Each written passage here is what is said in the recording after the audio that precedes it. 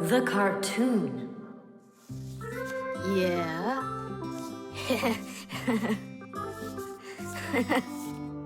Like that. Yeah. Thomas, aren't you done yet? Yeah, show us your surprise and quit drawing. But this is the surprise. So, make yourselves comfortable. Quiet on the set, and action!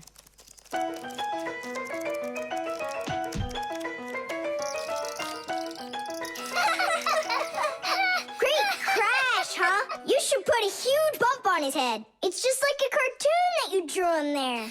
He did draw us a real cartoon there. Oh, right. Real cartoons, they only show them on television. But they make them exactly the same way. Animation is made with many, many pictures called frames. Each one of the frames is a little bit different from the one that comes right before it. For example, a character can lift his arm up a little bit at a time. And then, if you watch the frames very quickly, one right after the other, it looks like the character is really moving. And that's how cartoons are made. And you know what? To make 1 minute of a cartoon, you might have to draw more than 1,000 frames. Oh, wow. I'm not patient enough for that. It's no big deal that your cartoon's short. Especially since it's funny. Yeah, it's so funny. Thomas, who's this kooky guy you drew here? You're just joking, Nolik. You don't recognize yourself? So this is supposed to be me on here? Did you already forget what happened to you this morning? Simka, you're it. You can't catch me. I'm too fast for you. You weren't too fast for the pole. Simka, you didn't have to tell him about that. Real sisters don't treat their brothers like that. Oof. And your cartoon's not funny at all. Nolik, don't go. It's okay. He just needs to sulk for a while. While he's gone, there's something I want to show you. Do you have a cartoon you can put on the TV? I have plenty.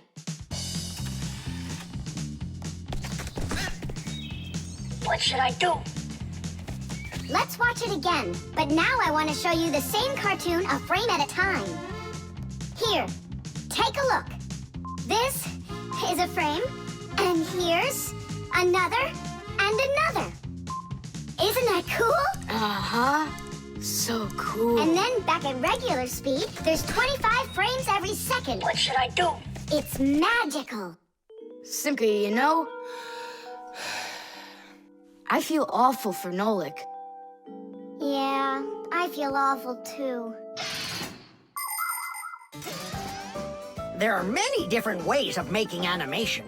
Hand-drawn animation is, of course, drawn by hand, and stop motion is made like this. The animators pose the model and take a picture of it. Then they move the model a little bit and take another picture. And they do it again and again and again until there are enough frames to make the characters look like they're moving very smoothly across the screen. Another popular style of animation is clay animation. In these films, everything is built and rebuilt out of modeling clay.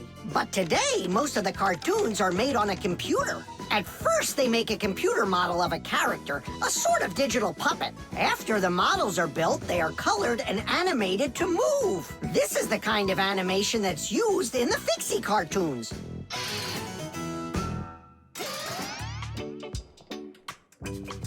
Thomas, what are you doing? Are you drawing a new cartoon? Nah, I started fixing the old one, so Nolik will stop being angry. Good. Keep drawing, and I'll go and get him. Nolik!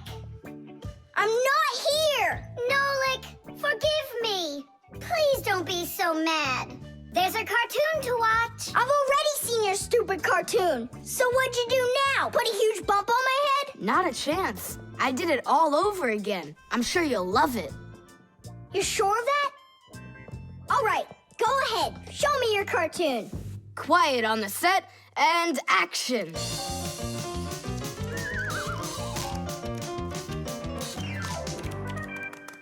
There you go.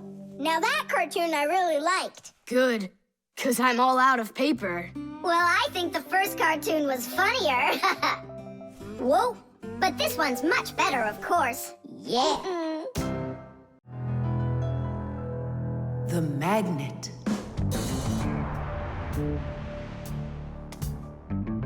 Well, it looks like we need a pack-a-mat.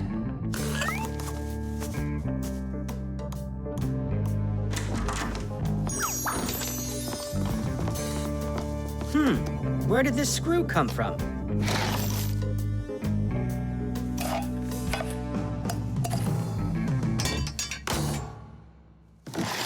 Ouch!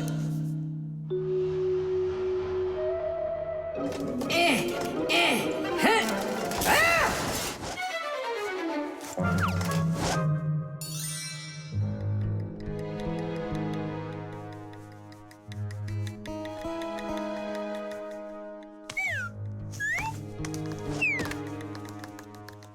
Papoose isn't in there either. It's awful. He's probably disappeared forever. It's already been 5 days. Don't worry about it. We're gonna find him for sure. Yeah, we'll find him for sure. Let's go take another look in the kitchen. But we already looked in there. We'll look better this time.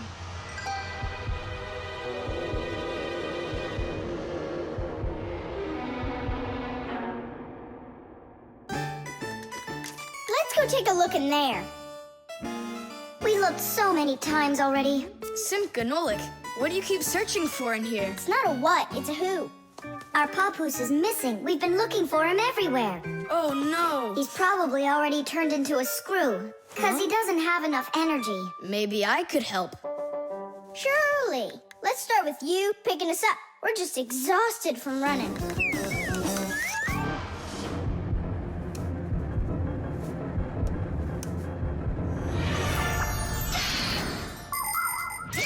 In a dangerous situation, a Fixie can choose to turn into a screw.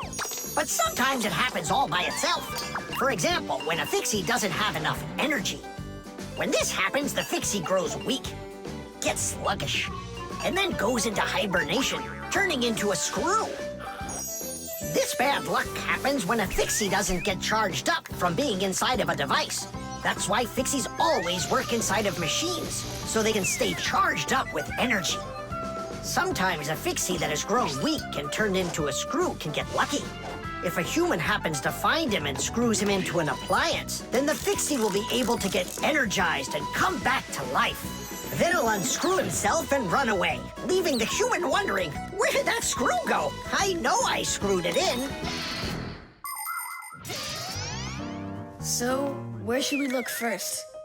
What are you looking for in here, Tom Thomas? Well, And what do you have there in your hand? just some screws of mine. Ah, I just found a screw not too long ago. Maybe it's one of yours. Probably. Where's it now? Here, take it, and don't leave them lying around. Should I turn myself around now so your Papoose can turn back into himself? He's been lying in there for a week already. He doesn't have the energy to turn back into himself. Then what's next? We have to screw him into some device, you know? So he will get his energy back. Okay. But which one's Papoose? All of these screws in here look like Papoose. We'll use a magnet. How come? All of the screws will just get lifted up together. First of all, not every kind of metal is attracted by a magnet. It's an easy thing to see for yourself. Just get a magnet. You probably have one in your house on the refrigerator. Try moving it close to different metal objects you have around the house, like a spoon or nails or coins. You'll notice that some of the metal objects are pulled very strongly by the magnet, while some of the metals are pulled a bit less. And then there will be some metal things that aren't attracted to the magnet at all. Got it. And the second thing? Well, the second thing, we Fixies aren't attracted to that magnet one bit when we turn into screws. Let's give it a try. Here, I found him. And now we'll screw him in. I wonder, are there any other Fixies in here? We're not enough for you or something? Not at all, I just wonder. Nothing. Oh, and the screw went away. How about that? He already got charged up and unscrewed himself. don't you take a little rest after such a big adventure?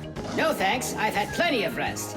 Anyway, it's something I've wanted to do for a very long time already.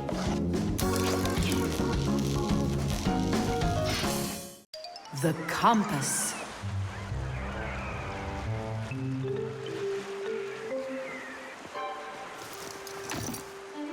Pipe ball, hands on the deck. Aye, aye, mateys. Shimmer me timbers. Simka Nolik, what you doing here? We're not Simka Nolik. We're courageous pirates. Yeah, pirates. And today we leave home for the sea. Are you with us? Yes, I am. Hooray! You mean no? No hooray? Oh, yeah. You can't join us without a test. Go and find a special thing. Something no sailor should ever sail the sea without. I can do it, but how? With a map. And it's over there. I've never seen a map that's this puny. What are you talking about, puny? That took us a half hour to make. From where you're standing now. Uh-huh. From here, you mean? He guessed it right. First head to the north until you will find... Hold on. But where's the north? It's where the North Pole, ice, and polar bears are. But how do I know which direction the North Pole is? By compass, of course. A compass is a special tool that helps sailors and pilots know in which direction they're traveling, whether in the air or on the sea. Our planet is like a big magnet that has two poles, the North Pole and the South Pole. These magnetic poles help the needle in the compass find its way. The needle is magnetized, so one of its ends will be attracted to the North Magnetic Pole and point at it, while the other end will always point towards the south. That I know, but there's no compass around here. Then let's make one by ourselves. Out of what? We can use a needle. We just have to magnetize it And how's it supposed to turn around? in a saucer of water.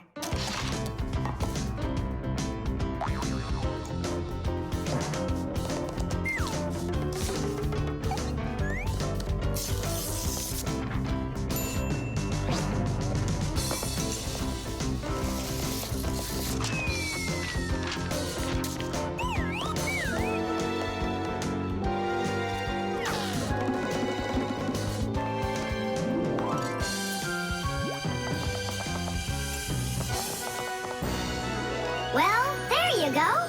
Now one end is pointing in the direction of north and the other to the south. But which point's where? Well, there's the window. So that can't be the right way. The north is there. I'm really liking this sharp little fella we've got here. You calling me a little fella? No, it's just the way us pirates talk. All right then, north we go. First head to the north until you see a sleeping monster. Mateys ahoy! Monster on the horizon! Let him do it himself. Now turn to the left and go 300 paces more. 300? Exactly. I counted on myself. Uh-huh. Okay, then that means I'll go 1, 2, 3. Now straight ahead until you get right up to the giant tree. You call that a tree? Wow, amazing! I can't believe my eyes. It's a real ship compass. It's also called a marine compass. The first compass was invented more than 1,000 years ago in ancient China. With its help, the Chinese were able to travel across the desert. And about 200 years later, the compass appeared in Europe. Whether the Europeans came up with the idea for the compass themselves or took it from the Chinese isn't clear. But one thing's for sure, we Fixies remember how those early compasses were built. The first compasses were made with a magnetized needle on top of a floater inside a bowl of water. Later, the needle was put on top of a pin that let it spin freely, and it started to look like the ones we use today. Since the needle of a compass always points to the north, a sailor can easily figure out which direction he needs to turn his ship. If he wants to go north, he follows the needle north. If he wants to go south, he goes in the opposite direction. Your dad brought it home with him late last night from his work. You were asleep. Hold on. I want to check something. What's up?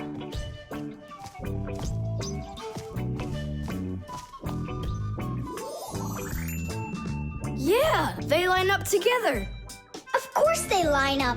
If not, how else would you have gotten here? We're done with the needle. It has to go back. First head south 600 paces. 6 for you, matey. The washing machine. Look at that, Simka. They're showing Titanic on the television. Hey, Nolik, that's not a television. That's a machine for washing laundry. No way. Yeah, it's just a plain old washing machine, Nolik, don't you know? Tell me about it. You're such a great explainer. Inside of a washing machine is a big drum. People put their dirty laundry in there and add a special kind of soap called detergent. When they turn the washing machine on, the drum fills with water, and then the motor starts to spin the drum. That makes the laundry rub together, forcing the soapy water in and the dirt out to make your clothes clean. After that, all that's left is to get out the water by spinning the drum really fast and sending the water down the drain. Oh, thanks a lot, Simka. I always wondered, why would you want to put laundry inside a television? Are you joking with me? Uh-huh. Oh, I'll show you a funny joke. Get over here. Shh, it's Tom Thomas's mother. She's got headphones on. We're safe. She doesn't hear anything except the music.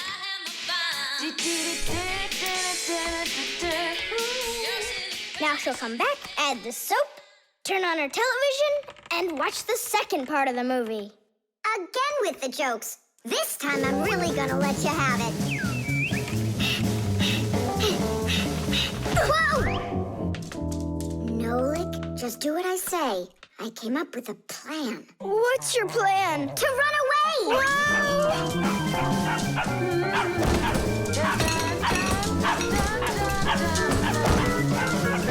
Who's here? Hello? Huh.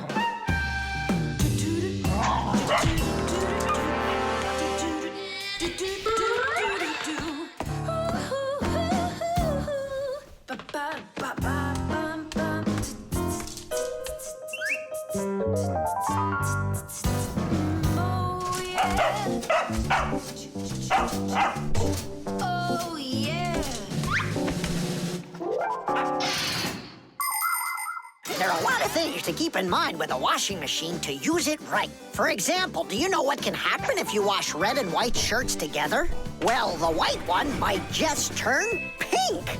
No, it's not because it's embarrassed, but because some of the color from the red shirt happened to get onto the white one. Another important thing to remember is to empty your pockets before you wash your clothes. Things like keys, nails, and chewing gum might not only ruin your clothes, but they can destroy the washer, too. And this isn't only about little stuff. Big things like music players and mobile phones have managed to find their way into the washing machine. Oh, sure, these things look nice and clean after a good washing, but they certainly don't seem to want to work anymore. And never, ever put a pet inside of a washing machine. That's just no place for a living thing.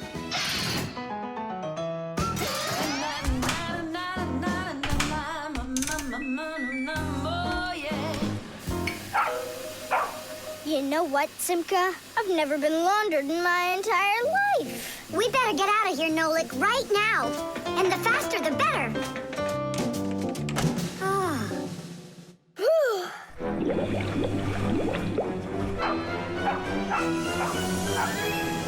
Come on, let's get going. And what about Chusaka? What about Chusaka? Let her get washed up a little in there. Maybe it'll make her nicer. But she could drown, the poor thing.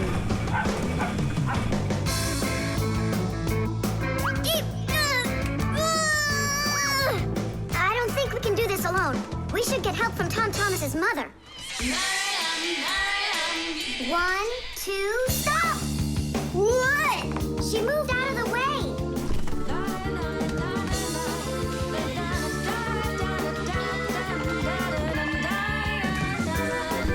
And 3.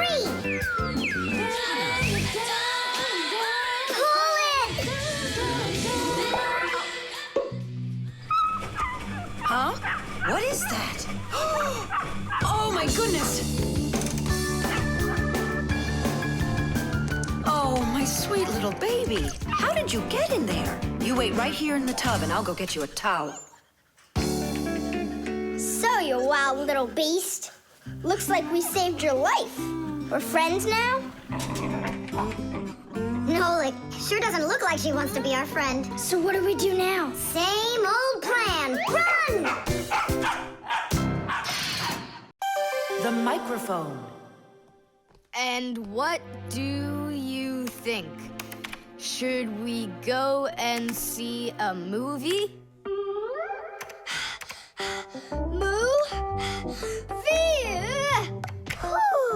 Hey, you didn't type everything that I said. You should listen more carefully. And you should try using less words. Nolik, hey. Alley-oop? What are you arguing about? Well, I was writing a letter to Johnny. I was, not you. I messed up my finger, and Nolik offered to help me. I had no idea that you're such a yapper. Oh, Now I see. Tom Thomas. Didn't you know that you can call Johnny straight from your computer? you sure? You see that picture of the phone? Just click on it.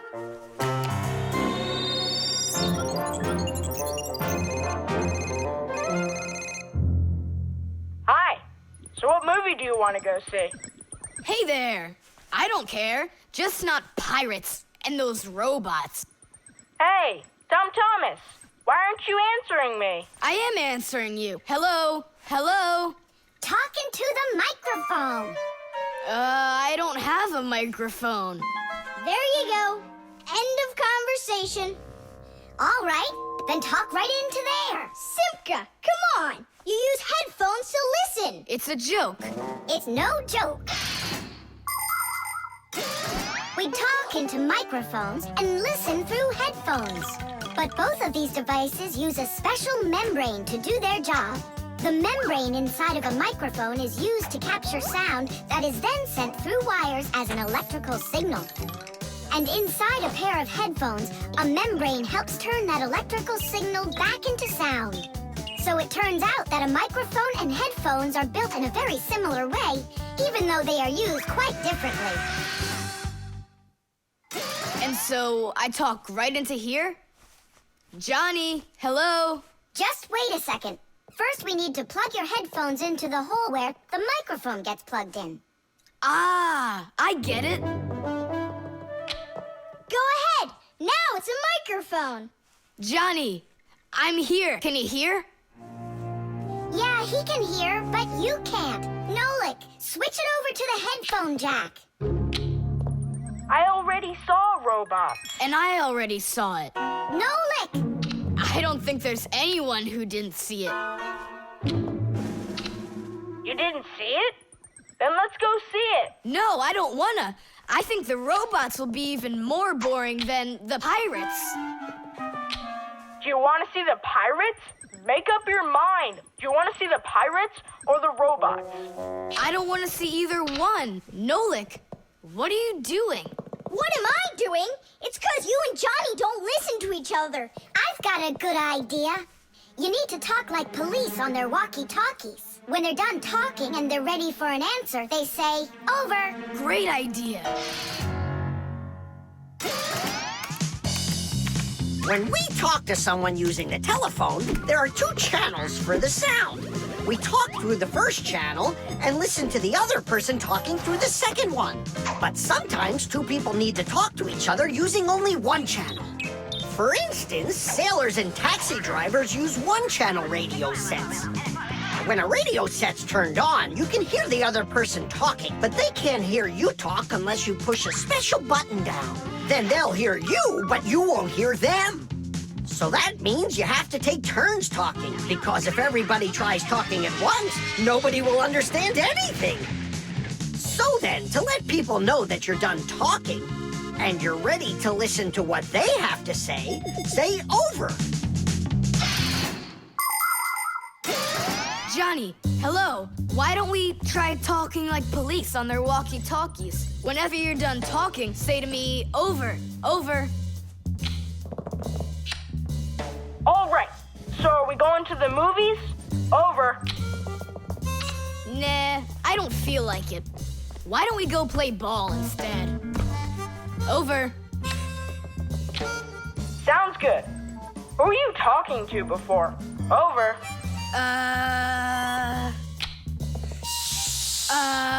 I can't tell you that. It's classified. And we policemen, we follow the rules. Wow, that worked out great. You two are the best. Over. Oops. We try our best. Over. We do. Especially me. I'm completely over. The keyboard.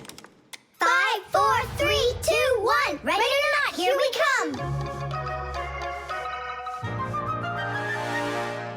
And where is he hiding this time? Tom Thomas. Yoo-hoo. Tom Thomas, you didn't forget about your grandma's birthday, did you? No. Oops, I did. We found you this time. Hey, that's not fair. It was my mom that found me, not you. Then go and hide again. Not now. I have to draw a birthday card for... my grandmother. So, we need one clean sheet of paper. When's your grandma's birthday? Tomorrow. But your card won't get there on time. Oh, then what can I do? Come on and use your noggin. Pick up the phone and give her a ring. Your grandmother will be really happy to hear your voice. No, we've got a tradition. We send each other birthday cards. And what's the internet for? Why don't you send off an electronic card to her? Simca, that's genius. Oh, this one's cool. Now go ahead and type your message.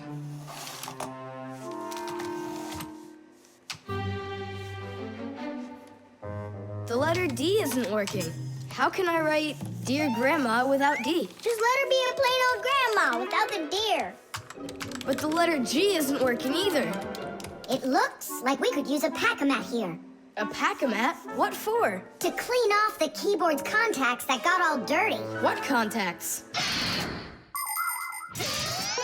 A key on a computer keyboard works pretty much the same way as a doorbell does. When we press on the button of a doorbell, the contacts inside touch, which lets the electricity flow that makes the bells ring. And when we press a letter on a computer keyboard, an electrical current runs from the keyboard to the computer, and that letter appears on the screen. But if there's dirt between the contacts that stops them from touching, then the current can't flow.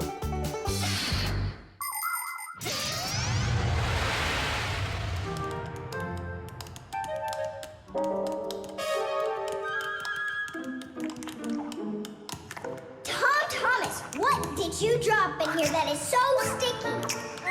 It's probably the soda I was drinking. And so, you shared it with the keyboard? Here's the reason why it's not working. Where did so many crumbs come from? They fell off my sandwich.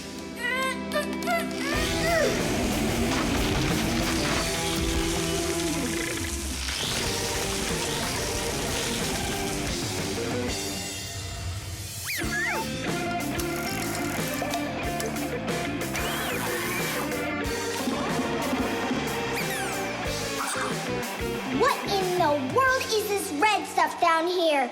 That must be the sauce for my mushroom pizza. Oh, Nolik. Well, now it looks like we're gonna be out picking mushrooms. The Fixies are always ready to help people out, but there are some people we really don't feel like helping. I remember when I was working as a Fixie back in one house. It was a disaster. One day, the owner spilled coffee on the remote for the TV. As I was running to clean the remote, he starts pounding the TV with his fist because the channels won't change. So now the TV is broken too. Well, with no TV, he decides to listen to some music, and he carelessly pulls the music center onto the floor. So he tries to fix that himself and manages to break it for good. And then he sits down on top of his telephone and breaks that to bits. Meanwhile, I'm still busy trying to clean the coffee off of the remote. There wasn't a minute of rest with this guy around. In the end, I couldn't take it any longer. So I got out of there, and now I'm here, teaching kids. Tom Thomas, why are you eating food at your computer? Yeah, they don't feed you in the kitchen or something? Now I know it. It's not allowed.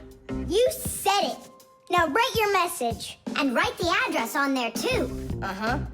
Mom, do you know what the email address for Grandma is? Grandma doesn't have an email address. So what? We went ahead and fixed that keyboard for nothing? I still need it. Am I Grandma?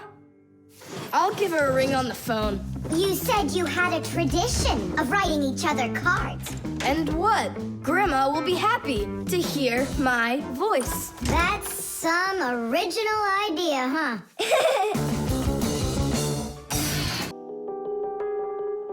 The Piggy Bank. Mwah! Tom Thomas, why are you throwing away your money? That's not what I'm doing. I'm storing it. This is a piggy bank. Oh, here's another coin. I don't like its snout. That's one very suspicious looking pig. Are you positive your money's safe with her? Don't worry. Whatever I put into my bank here is not getting back out. This piggy bank won't give up a cent. You greedy piggy! Come on, Nolik. Simka must have taught you about how banks work. Humans came up with the idea of piggy banks because they wanted a good place to save their coins. For storing lots of money, people use a safe, a large metal box with a very strong lock. Now that kind of piggy bank's almost impossible to break open. The biggest safes are in banks. Banks use them to store their customers' money and other valuables. There are even safes in banks that are whole rooms. You'd need an awful lot of change to fill up one of these piggy banks. So why are you saving up all this money? For roller skates. How much more do you need to save? I don't know. I can't see if there's enough in there. Then just go and open it. But there's no way to do that. The only way is to smash it real hard. So smash it. Nuh-uh, forget it. I have nothing to put my money into. But what if there's already enough for roller skates? And what if there's not? All right, then I guess I'll count your money for you.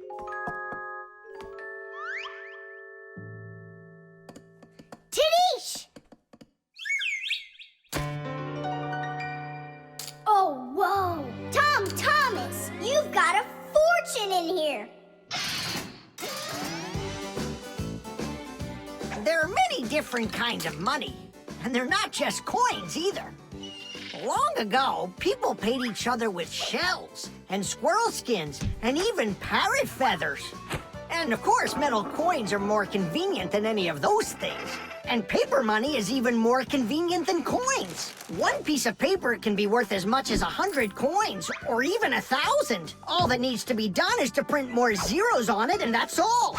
Today, humans can pay for almost anything without paper money or coins whatsoever. If you have enough money in the bank, you can just walk into a store, give the cashier your bank card, and take your purchase home with you without handing over any money. The bank knows how much money you spend, and they pay the store for you later. It's so convenient. So, will you count them? Here we go. 1 coin and 2 coins. Wait, Nolik, what 1 coin, 2 coins? What are you counting? You have to add together all of the different numbers. Huh. You should have told me that before. I never learned how to. Yeah, that's what I figured. Come on out. Hut! Hut! Hut! What can I do? What if you try stacking the coins so they're like stairs? That's what I'm already doing. Why don't you try tilting the piggy bank over? Hang on. Stop! I'm getting buried! Put it back the way it was before! This is worse! Just put the pig down! Nolik, hang in there, please. I'll get some thread and lower it down to you. I can't get a hold of it. It's too far away. Hey, Tom Thomas, smash the piggy bank. What? Just smash your piggy bank. But I like it. And what, you don't like me? Of course I like you. Well, who do you like more?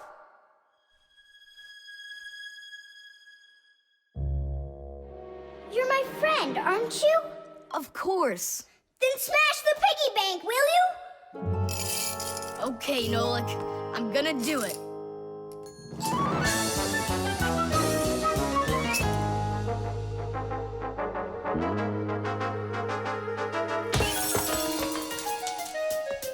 Nolik, are you okay? I'm okay. Thank you, Tom Thomas. Thank you, my friend. No problem. At least now you can count up how much money you have. Nah, there's no reason to do it. There's no way it's enough for roller skates. You sure? What a shame. But now you've got all of this money here to buy a piggy bank that's totally brand new. The microwave.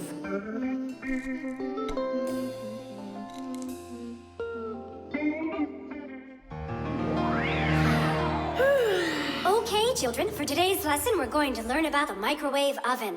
It's a very special appliance that people use to heat all sorts of different foods up. Oh, wow. Is there any chance that we could get heated up here? You'll find out about that too, if you'll pay attention, of course. Whoa! Got it? Now listen carefully. I'm listening. Of course, young Fixies go to school just like human kids, but their parents teach them a lot of important lessons, too. Fixie parents take their kids on tours of all sorts of different devices and teach them what Fixies can do to keep them working properly. They like to show them how the computers or televisions or gaming systems work, or any one of the many appliances they take care of inside of the kitchen, like the stove. Every once in a while, a new device appears in the house, something that the Fixies have never dealt with before. To learn how this new thing works, the Fixies gather together and read the instructions that the humans keep printing up, but almost never seem to take the time to read for themselves. And so now it's time to look at the magnetron. That's what emits the microwaves. Oh, and so the food absorbs the microwaves, and that's what heats it up. That's right. And now, look carefully to your left. Hooray! Freedom! Oh, Tom Thomas. What do you say? Want to watch cartoons? I can't. I need to do my homework. Then just do it quickly. For some reason, whenever I start doing homework, I always get hungry for some food. Then just eat faster. No. The faster I eat, the sooner I'll have to start doing my homework. It already got cold. I need to go warm it up. 1 minute should be enough. These aren't just ordinary wires. These are for...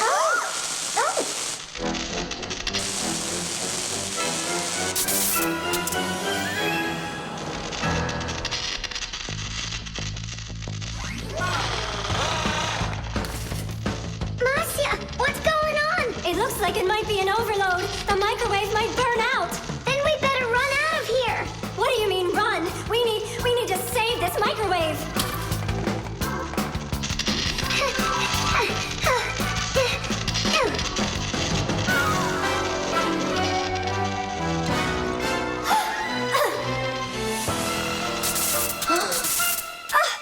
Simka and Marcia are inside. Simka, I need your help.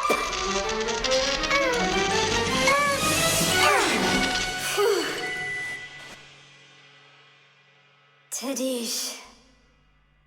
Oh, what's wrong with the microwave? It looks like it just broke. Who cares if it broke? What matters is that Simka and Marcia aren't broken. Look, there's no one here. Of course not. We were behind the wall. You wouldn't believe what happened in there. Oh, there you go. Tom Thomas, why did you put that fork into the microwave? Why not? You mean I'm not allowed? Remember, never put any metal objects into a microwave. If you put forks or spoons in a microwave, you can burn it out. And then not even a Fixie will be able to fix it. Even a thin metal border on a plate can cause serious problems. Also, never warm up food in sealed packages or bottles inside a microwave. And one last thing, don't even think of cooking eggs in their shells in there. They'll just explode. Sorry, I didn't know any of that. Nolik, and what were you thinking? Why didn't you warn Tom Thomas about this? Well, Oh, today you skipped school. And now you don't know it either. Nolik, where are you going? I'm talking to you. Where else? I gotta go study all about microwaves. And I'll go do my homework now. But first you'll sit down and eat for a while, right? No, I'm not gonna eat food. First, I'll go and play some games for an hour or so. The tin can. Well, what else goes? A flashlight. It's good to have when you're camping. Listen, Tom Thomas, just leave a little room for me in there. I'm good to have when you're camping too. I'll leave you some room. Just hide in there so Dad won't see you. And you can't tell Simka anything about me going with you. All right. And last on the list, a few cans of meat. Hi, Tom Thomas.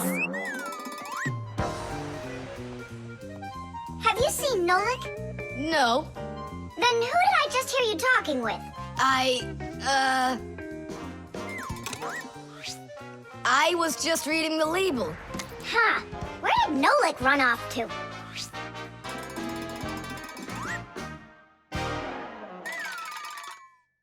Simka, do you know, how come these cans have no way to open them so you can taste what's inside? What do you mean? Don't you know what makes canned food special? It comes in a can. The thing that's special about canned food is that it can get stored a long time without spoiling. You see, meat and vegetables spoil when harmful bacteria start multiplying inside of them. So, if you can get rid of the bad bacteria or stop them from getting into the food will last a long time. That's why jars and cans are sealed very tightly. This stops harmful bacteria and air from getting inside and spoiling the food. So you're telling me that Nolik's not here, right?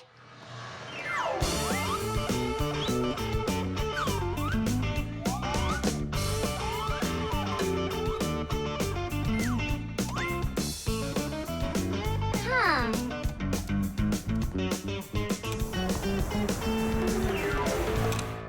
So it looks like he's really not here. Who is that? Where? All right, now I remember. There's another can I should take with me. There's something fishy happening here. Hey, guys. My mom threw this can out a long time ago, but I hid it for later. I knew I'd use it someday. And who were you talking to when you said guys? Moi? You're here and I'm here, and that's two of us. Look at this great can I got. There's nothing great about it. Put it down on the floor. You see? What? Oh, it's crooked, and so what? So what? It's all swollen. And when it's like that, you know that inside the can, bad bacteria is growing and spoiling the food that's in there. It went bad? There's a way to check. On every single can, you can find the date it's good until. Sooner or later, even canned food will go bad. And of course, dairy foods like yogurt or milk can spoil in just a few days. When you buy food in the store, it's very important to always check the expiration date. The expiration date's the last day that it's safe to eat that food without worrying that it may have gone bad.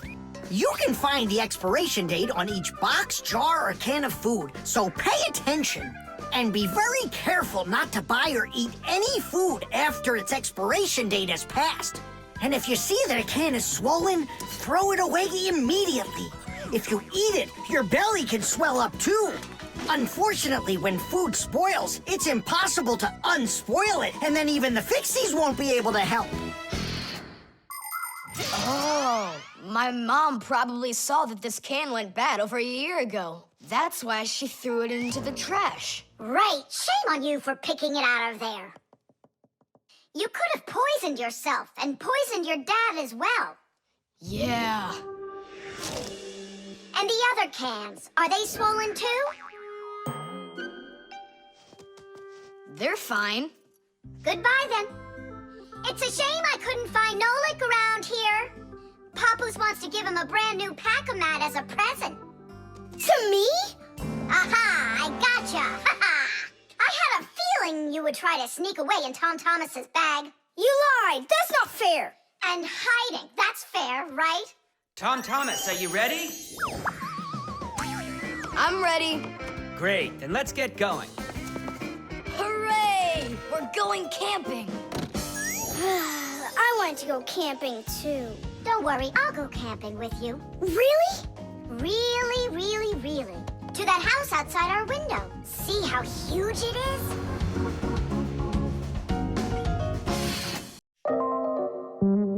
The hairdryer. Nolik, are you here? Yep, I'm here. I got a cool trick to show you. What? Oh! That was real magic, dude. Took long to learn it? No, that's not the trick. It's a trick with helium. Oh, what is helium? Well, helium's a very light gas they fill balloons with so they float in the air. That's not magic at all, you silly. Who's never watched a flying balloon? The trick's not about the balloon flying. I need to get its gas. Ugh. How can I get it down from there? Get a hairdryer. That's the way to do it. Yeah, what for? So I can show you a trick. All right. Mom, can I use the hairdryer for a minute? A hairdryer is a great, simple invention. Inside a hairdryer is a fan that sucks in the air from behind it and pushes it out the front to blow your hair around and make it dry. To heat up the air, there's an electric coil inside of there. When the coil heats up, it warms up the passing air. And the hot air helps your hair dry faster.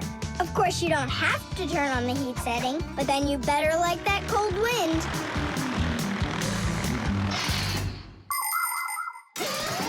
Nolik, I'm right here. here's the dryer. I want to see your trick. All right, flip the switch.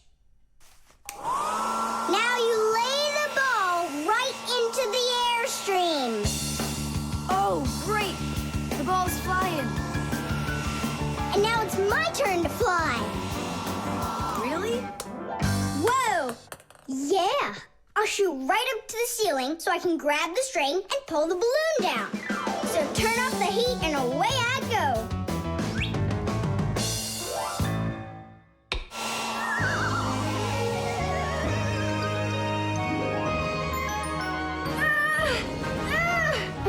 Switch it on to high.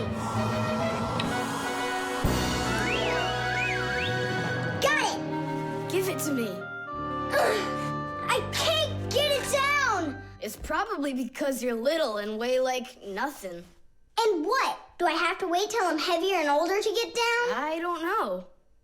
Then you'd better get my sister. She'll tell us what to do. Simka, come on out.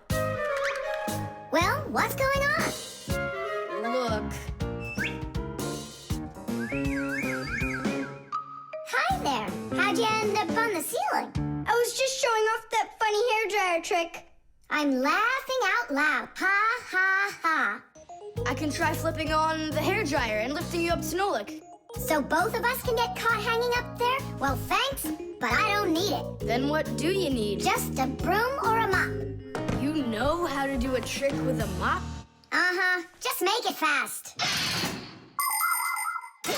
They can be quite ingenious creatures, those humans. Sometimes they figure out clever ways to use ordinary devices, like a hairdryer. Of course it can be used to dry hair, but it can also be used to dry a wet spot on clothes. And a hairdryer can even be used to remove a sticky price label.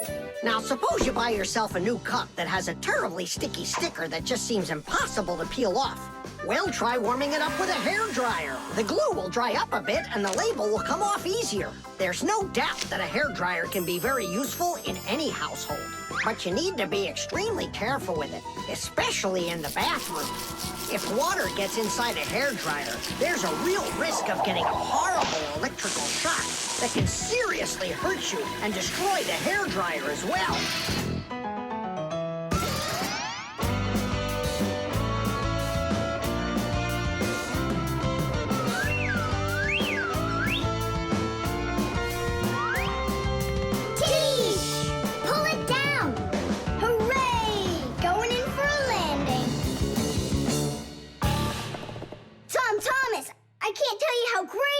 To fly inside a stream of air. Good for you. Now I'll sound like a Fixie. Really? Uh-huh. Huh. Watch me. Hey, what are you doing? Just look. I'll breathe in one breath of helium. Isn't it bad for you? You can only breathe a little. Hey, hi there. Oh, Tom Thomas became a Fixie. And that's my trick for you. Funny, huh? Oh, that's too funny. What a squeaky little voice you got there. See, I'm already not a Fixie. The helium stops working after just a couple seconds. That's good. Because such a humongous Fixie couldn't fit inside any machine. The alarm. Hey there! I'm back. Yoo-hoo! Wait, my chocolate bunny! It was standing right here. What's this, a dog? Not that one, another one. I had 2 bunnies. I just got them as a present. You had 2 bunnies? Are you sure of that? Of course. You think I don't know my 1s from my 2s? Huh. Then someone stole one. Unless. You went and ate it yourself. Me? How come I don't remember anything about it? Maybe you're a sleepwalker. What is a sleepwalker? Someone who gets up from his bed at night without waking up. He crosses the room, eats one of his chocolate bunnies, and doesn't remember a thing in the morning. But in the morning, the bunny was still there. Yeah? Huh. How about your mother? Could she have taken it? She doesn't like when you're eating too much candy. No, she doesn't. She says that candy's terrible for my teeth. And so, to save your teeth from these sweets, she snuck quietly into your room, snatched one of the rabbits, and ate it. But Mom's the one who gave them to me as a present. And so why would she take it? Yeah? Then I just don't know. Well, I do. I think it was your father. He wouldn't steal it. We know he's allergic to chocolate. Next, he'll tell us how the fish took it. You know, I always thought there was something fishy about those fish. No doubt about it. They stole the bunny.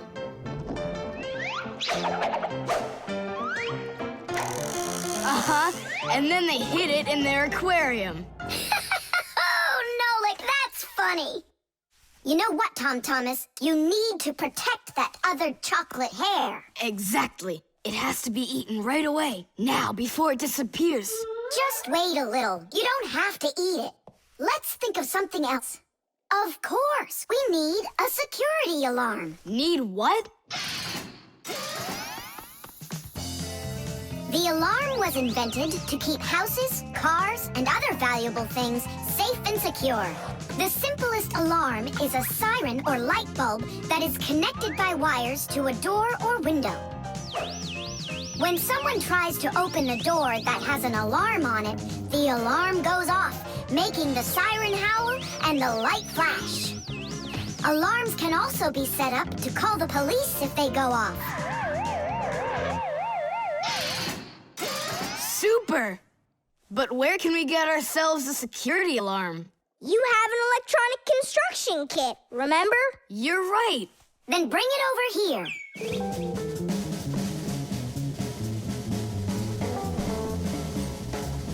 Nolik, help me.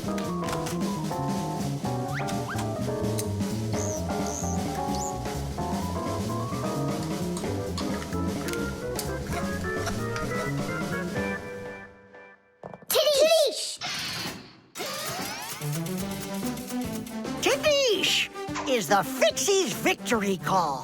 When a job is well done and we Fixies are proud of our work, we exclaim, "Tadish!"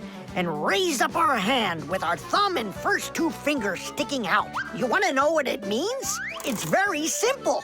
Fixies love solving problems and fixing things that are broken.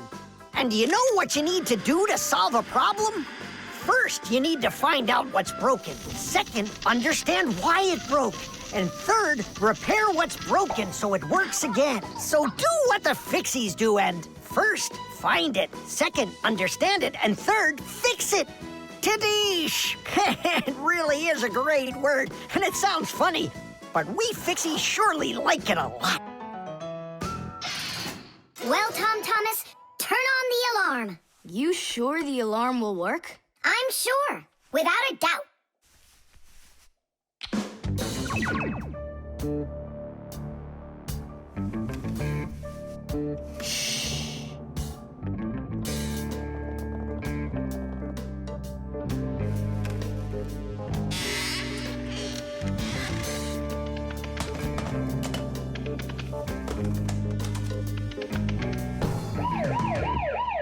You're under arrest. Freeze!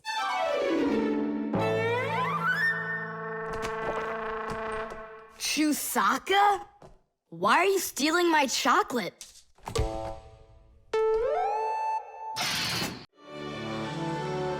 The StringLights. We're almost all done. Yeah. Now Santa Claus is gonna come over. He'll say, 1, 2, 3, lights light up the tree. Then we'll get our presents. The real Santa Claus? Yeah, for sure. The real Santa Claus will come to you? You'll see for yourself. He comes to me every year. Okay, so let's practice. 1, 2, 3, lights light up the tree. Huh? Oh, the string lights burned out. And we don't have another one. Tom Thomas, Santa Claus is almost here. Is the tree ready? No, not quite yet. Oh no. What are we gonna do? I'll be right back. Tom Thomas, what do you think? Will Santa Claus give you any presents if there aren't any lights on the tree? No way. It's not right without the light. It just wouldn't be magical. Papus, Marcia, Santa Claus is about to come to Tom Thomas, but the string lights on the tree, they all burned out. They all burned out? Really? The bulbs in a string light are connected together like a chain with a piece of wire between each bulb. When you turn on a string light, electricity flows through the wire, lighting up each of the bulbs along its way. But if any of the bulbs gets burned out, the circuit will be broken, and the electricity will stop flowing. That means one bad bulb will make all of the lights go out. So if you want to fix a string light with a bad bulb, the answer is really simple. Just find the bad one and put a new one in. So, do we have a spare bulb around here? I'll get it for you. I know where it is. Tom Thomas, hold up Santa Claus for a while. We need a little time to find and replace that bad light for you. I'll try to. Tom Thomas, Santa Claus is already here. Ho, ho, ho! I got one thing to do. So, let's find the bad bulb. Okay, Papoose, let's go. This one's working. Maybe this one burned out. Nope. And that? It lights fine. Santa Claus is getting very hot out here. Hold on. Simka, what's up? We checked all the bulbs, but couldn't find a bad one. Huh. I guess this year won't be magical. Okay, Mom, just come on in. Ho, ho, ho! Hello there, Tom Thomas. So tell me now, have you been good all year? Huh, why aren't the lights on the tree burning? So then let's say it together. 1, 2, 3. Ow! Papoose, I found one more bulb. Here's the one that's not working. One, two, three. Light up the tree. Huh! Now we need to replace this bulb with a new one. So where's Marcia? Show your light, O tree. Hooray! Ho, ho, ho, ho. Whew, that was really hard. I see you already got it shining. But where did you manage to find a new bulb? We got Papoose to act as the bulb. Tidish! Tidish! Ah, what a hero. Pull me up so we can put this bulb in. On Christmas Eve, on Christmas Eve, on Christmas Eve, our spirits light up. Whoa! And on the tree, Yeah!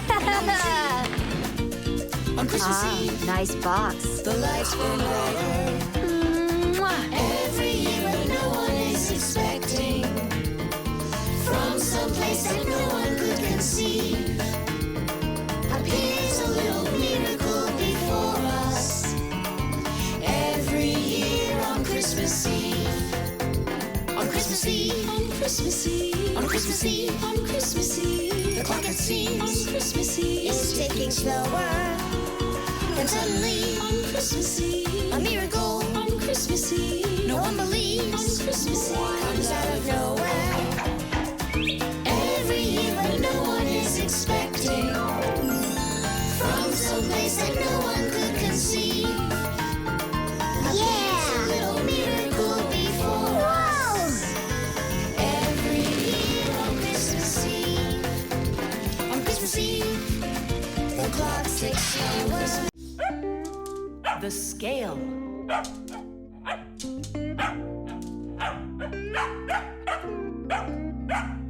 Chusaka, that's enough already. But what if it's something important? Come on, she's just a dog. They say that cats and dogs have a sixth sense that we don't have. What's that? Well, they feel all sorts of things that we humans don't. I better let her in.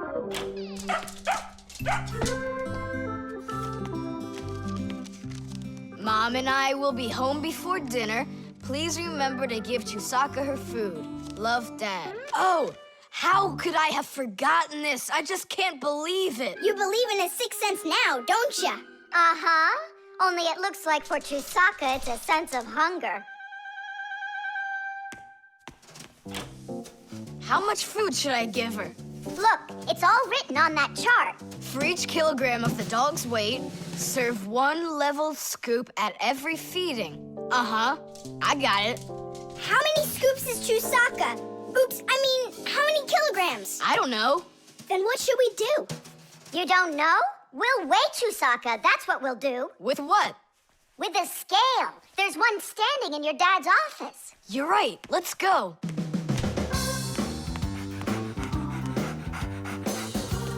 I was wondering, does it bother your mom that only your dad has his own office and not her? Nah, Mom says she's got her own office. It's called the kitchen. Hey, look, there's the scale. Did you know that humans have had scales like this for more than 7,000 years? If we want to find out how much something weighs, we need to compare it with something that we already know the weight of. Let's say you need to weigh a watermelon. You put it on the scale's pan and it drops down. Now you keep adding weights to the other side until the two sides balance. Well, this one is too heavy, but this one is just right. Since the weight is 10 kilograms, it means that the watermelon weighs 10 kilos. And that's just how simply a scale works. Well, should we start? Chusaka. Right, like she's gonna come running. How are you gonna get her away from that bag? Huh, I know how to get her.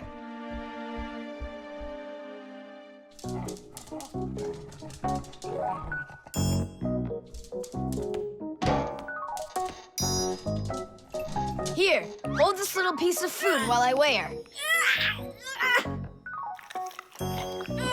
This may be literal, but it's way too heavy. Just hang on. Please, hurry up.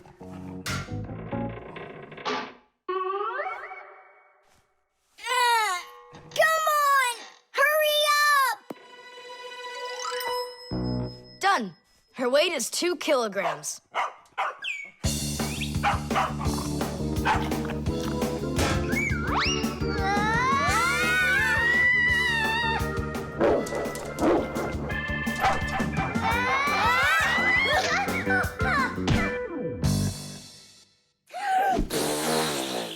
Okay, now we can feed Chusaka. Chusaka weighs 2 kilograms, so 2 cups will be just right then. Do you think that you can feed your pets any kind of food at all? Oh, no! For them to be healthy, pets just like humans need to have a nutritious diet. Today, there are special pet foods for birds, fish, dogs, cats, and all sorts of other pets. These foods are made with everything your pets need to stay healthy, like meat, fish, fruits, grains, vegetables, and vitamins. These kinds of foods give pets a well-balanced diet, and there's no need to cook them. They're ready to eat. Just pour them in a bowl and your dog will be happy. And so will your cat, and your bird, and your fish, too. Just be careful not to mix them up, because what's good for a fish isn't good for a dog. Each animal needs its own special food.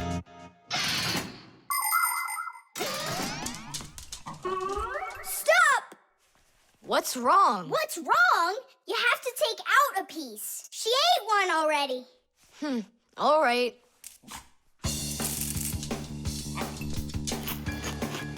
So, that's 6 cents. You still think it's true, right?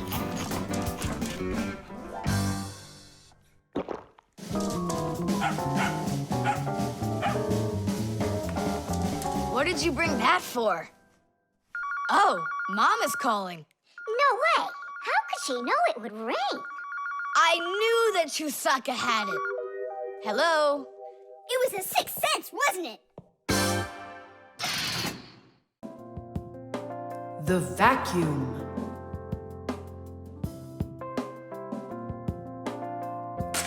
What's the point of cleaning up toys? You're just gonna go take them out again later. You said it.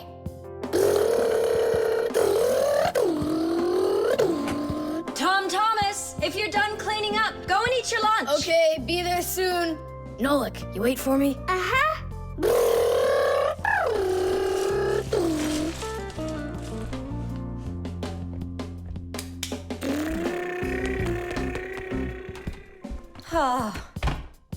He calls this cleaning up.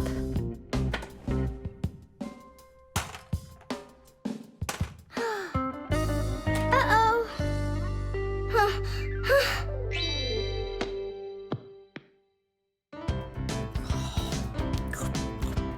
As we say, bon appetit. Thank you. You're not gonna eat me up, are ya? Ow. Fixies, I don't eat them. Well, that's my mom. She started vacuuming.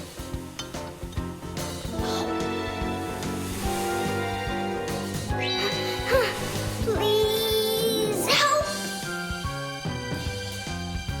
Help me! Help! Help! Please! It really is weird. How's it possible a vacuum cleaner can take all that dust in, and none of it gets back out? Oh, come on. It's simple. They taught us about it way back in 3rd grade of Fixie school. You can think of a vacuum cleaner as nothing more than a fan with a net. The fan spins backwards, so it sucks in air with dust and dirt.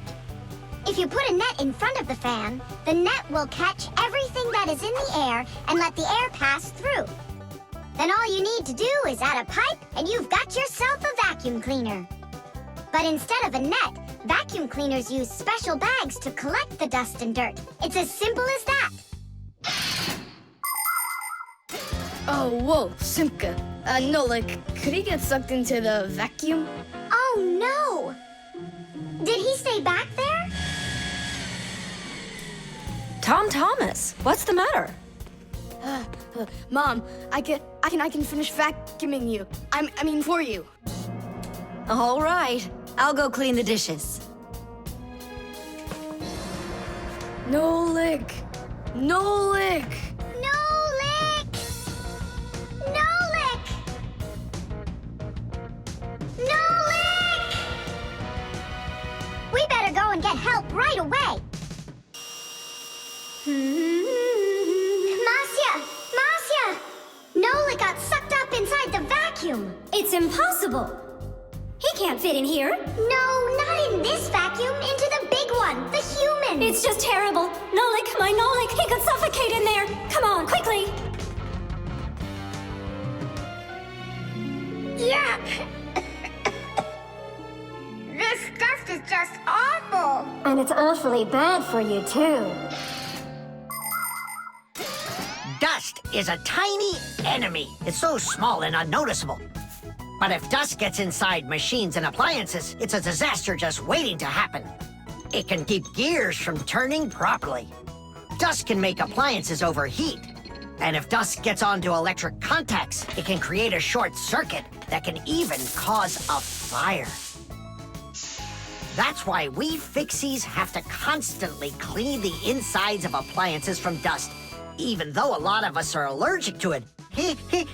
Choo! If only people would just dust a little more often than they do right now. Choo! At least people could dust more on the outside. That would make our work so much easier, and their equipment would break a whole lot less often.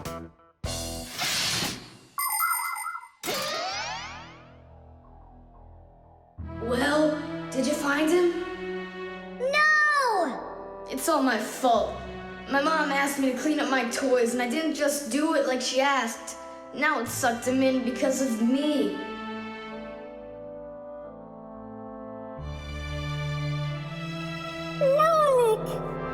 Nolik!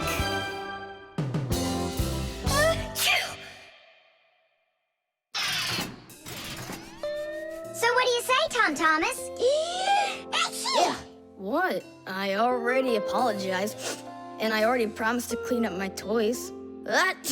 And why are you sneezing? To keep you company, so you'd feel a little better.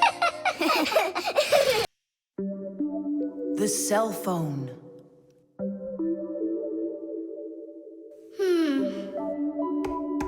Hey, Nolik, come on out and play. He's not allowed. He was punished. Can you tell me what you did? I grabbed a Pac-Man and I forgot to ask. How long do you have to sit there? Until Marcia and Papoose come home from their boozness. What did you say? Business, a work trip. They're inside of your father's cell phone right now. They were busy doing repairs in there when he left the house for work.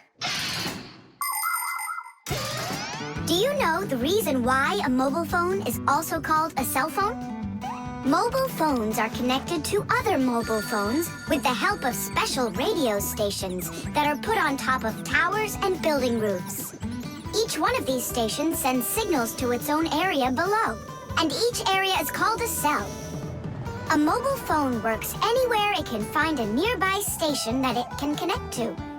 So as long as there is a station nearby, you can talk as much as you want. You can even move from one cell to another.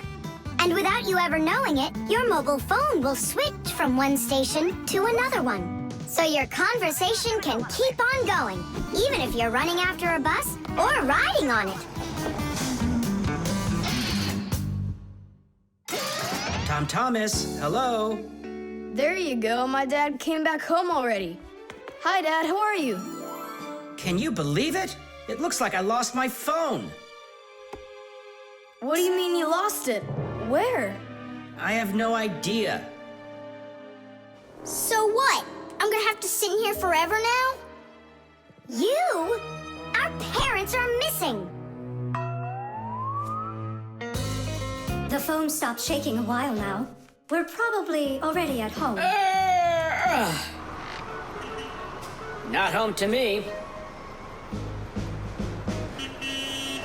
How can we ever get home to our children? Where's my Marcia? Don't whine. We'll work something out. Don't worry, I got a phone. Let's give him a ring. They can't answer your call.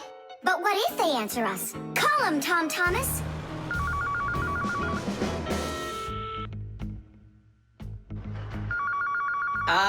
Don't even think it. We're not allowed to talk to humans. We're not gonna talk to them. We're just gonna listen. We need to close the contacts.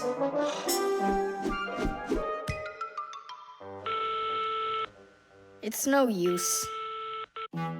Oh, they answered the phone. Let me talk. Papus, Marcia, it's me, Simka. Simka? Yeah, Marcia, where are you? In the telephone! The phone part is not what she's asking you. Oh, it smells a lot like gasoline in here. Ask your father. Was he anywhere around gasoline? Dad! Dad, did you go anywhere today where it smells like gasoline? Gasoline? I had to go to the gas station. That's the place where your telephone disappeared. Are you sure? Yeah. Well, I've got... Intuition. Intuition? Intuition, huh? You know what? I'll go check. Tidish. Come and check out our Fixie ringtone. Telephone is, your telephone is, your telephone is, telephone is, telephone is, ring, ring, your telephone is, ring, ring, your telephone is, ring, ring, your telephone is ringing, won't you answer please? Ring, ring, your telephone is, ring, ring, your telephone is, ring, ring, your telephone is ringing, won't you answer please? Your phone is ringing!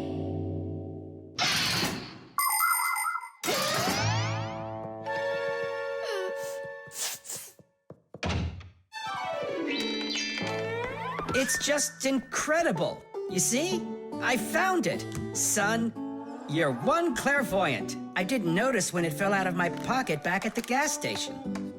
My children! Oh, my Marcia. Papus. Aw, my sweeties. So, just by any chance, you think you might happen to know where I can find that nice watch I lost? No. Don't worry, there's no rush. Just use that intuition you've got.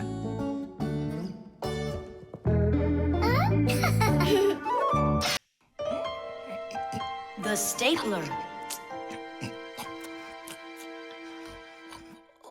Tom Thomas gets the ball. He makes an incredible move. He's wide open.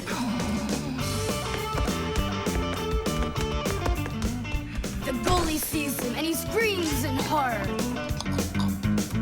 He shoots and score! Tidish. Tom Thomas, stop kicking that ball. Your school concert starts in 30 minutes, and I don't want to iron your pants again. All right, Mom. Just one more time, huh? No, I'm sorry. Mom said I have to quit kicking the ball. But Mom said nothing about dribbling the ball. Go, you can do it. You can do it. Yeah.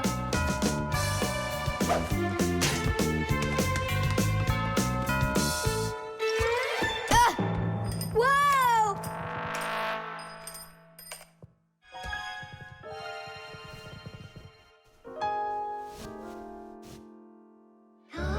Tom Thomas, your pants. This can't be. These are my special concert pants. Ugh. Yeah, how will you go now? Well, your mom does have enough time to sew them. I'm scared to even tell her about it. She said that I had to stop playing. Hey, I've got it. Here. You think we should fix the rip in his pants with a stapler? Yeah, isn't it a good idea? I gotta try it out. You do. Like this? Stop! Why? What's wrong? My nose itches. That's all. Let's go. You're right, Nolik. It works. That is super! Yeah, the stapler's really great. Do you guys know how it works? Just keep stapling and I'll tell you. The staples for a stapler are lightly glued together. That way you can load many staples at once instead of one at a time. And a spring pushes the staples to the front. When you push down on the arm, a metal tooth pushes the front staple down through a thin space. And the staple punches holes in the paper. Next, the pointy ends of the staple push down onto a plate. and that makes the staple bend behind the paper. And there you go. The papers are fastened. So you could say that we're sewing, but using a stapler instead of a needle. Yeah, and it works even faster. Huh? What's going on? Could it have run out of staples?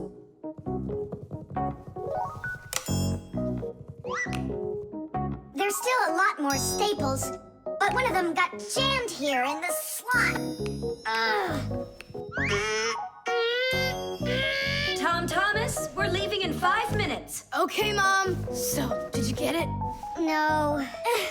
Why don't we get Papa's to help us? Because he's really strong and he's got a pack-a-mat.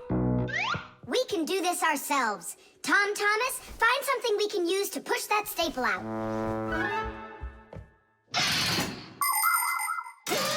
The stapler is not a very new invention. It's been said that the French king, King Louis XV, had a stapler made out of gold and precious gems. Unfortunately, it could only hold one staple at a time. Modern staplers are much more convenient, and people have come up with so many kinds for paper, for plywood, and even for skin. Yes, surgeons often use them during operations. Then there's the staple gun that's used to upholster furniture. And its older brother, the nail gun, can even be used to hold together the walls of a building. And here's an invention almost as important as a stapler. It's the staple remover. With its help, it's possible to remove the staples put in by a stapler. How about the screwdriver? That'll work. Look, the screwdriver fits perfectly into the slot. Ah, that's great. Now push that staple through, only keep your fingers out of the way. Or you won't finish sewing. Tadish! It's still not Tadish. You haven't fixed your pants yet. That's it, they're done. Now we can say, Tadish! Tom Thomas, are you ready? Of course. My idea with the stapler was smart, wasn't it? And Tom Thomas's mother won't notice a thing. Will too.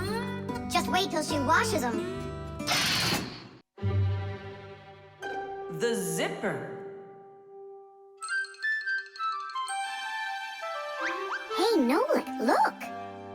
Why did Tom Thomas go to sleep like that? Maybe it was some kind of homework for one of his classes. Uh-huh, gym class homework.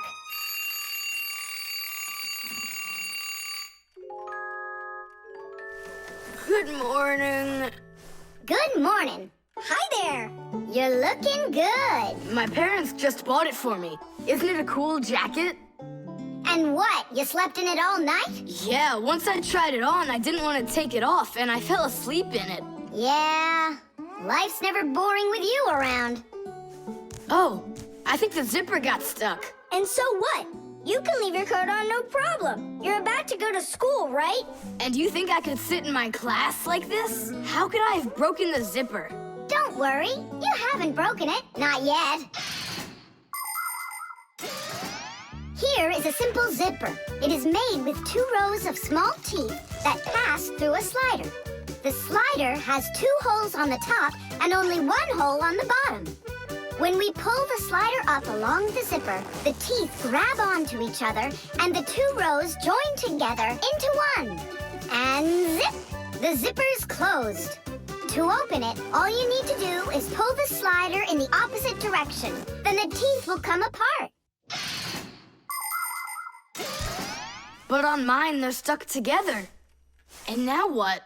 What do people do in the morning? Do what they do. Exercise. And I'll have time to think it over.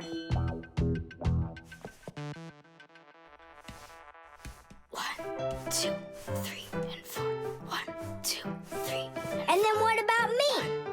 Go exercise too. 1, 2, 3, and 4. And 1, 2, 3, 4. 1, 2, 3, 4. 1, 2, 3, 4. Simka, come on, think of something. I'm sweating already. Soon, okay? Go get washed up in the meantime. Whew. Do you think I could help you think? I think not. I think you'd be better off washing. How's Did she think of anything yet? What? Did she think of anything yet? Ah, gotcha. Nope, she hasn't thought of anything so far.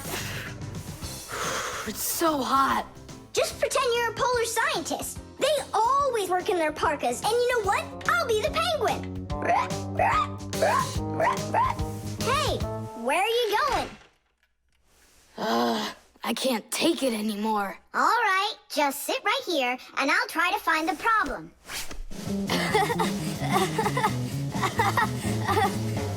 You see? That polar scientist game's funny, huh? That's not it. It's Simcoe. She's tickling so hard. Stop squirming. And you stop tickling me. Aha! So that's why it won't open all the way. It's only a piece of thread stuck in there. Pull the slider up.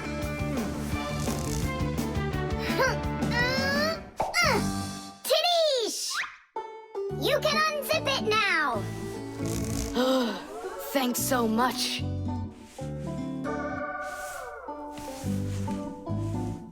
Here it is, a thread. That's what the whole problem was. You're kidding. So I've been sweating because of some piece of nothing? In technology, every little thing matters. I remember when scientists built one of the first computers around 60 years ago. It was a giant machine. It filled up several rooms and had more than 1 million parts. It was a technological wonder. But all of a sudden, this technological wonder went kaboom and broke, and no one understood why. The computer just stopped working, and that was that. The scientists were going crazy. They couldn't find a problem. Turns out that this huge computer broke because a little butterfly had flown inside the computer and got stuck in between some contacts. Yes, it's true. This huge machine went crazy because of a little butterfly. And that's how it goes. So you see, every little thing really does matter. Tom Thomas, breakfast is ready. What are you doing in your jacket? It's 'cause I was playing Polar Scientist. Simca, what took you so long to figure it out? I just thought it would be funny to see Tom Thomas do his exercises and brush his teeth in his coat, that's all. That was your plan? Well, yeah. Can I joke around a bit? The pen. Not here either. Tom Thomas, are you looking for me? No, for a red pen. I need it right now. What do you need it for? Here, look what my teacher wrote in my assignment book. Bad behavior during the lesson, fidgeting, and talking. What are you gonna do with the red pen? Your teacher left something out? I thought maybe, I could fix it a bit. I hope I find that pen.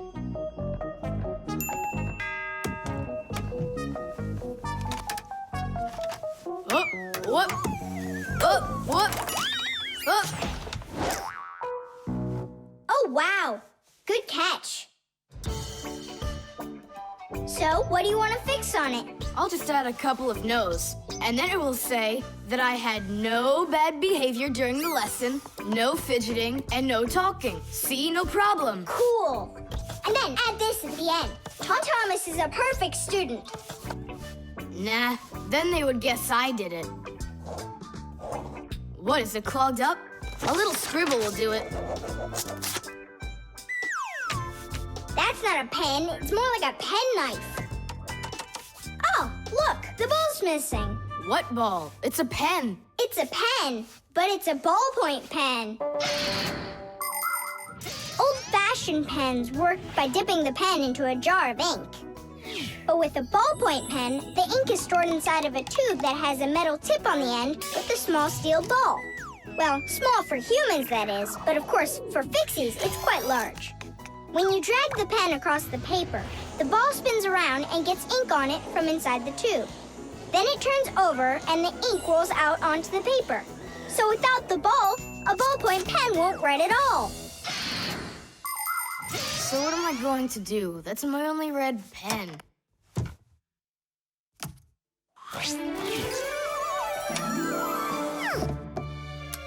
everybody. Why do you look so sad? We lost the ball from the tip of this pen. Where? It's here somewhere. Then you're in luck, boys. In the pack-a-mat, there's a metal detector. You can use it to find different kinds of metal objects.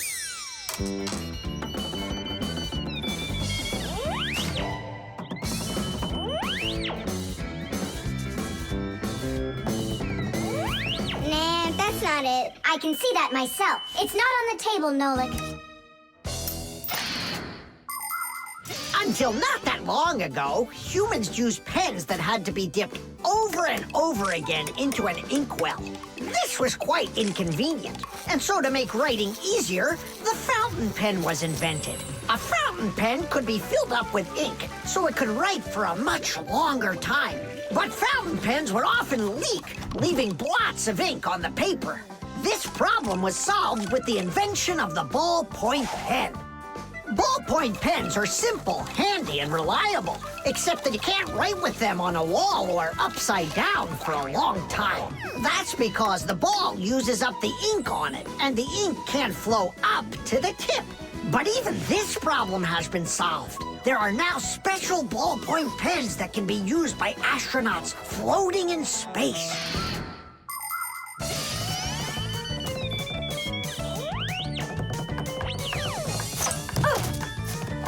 Is this the one? You're right. That's it. Don't you just see how awesome my metal detector is? Is that what you're calling me now?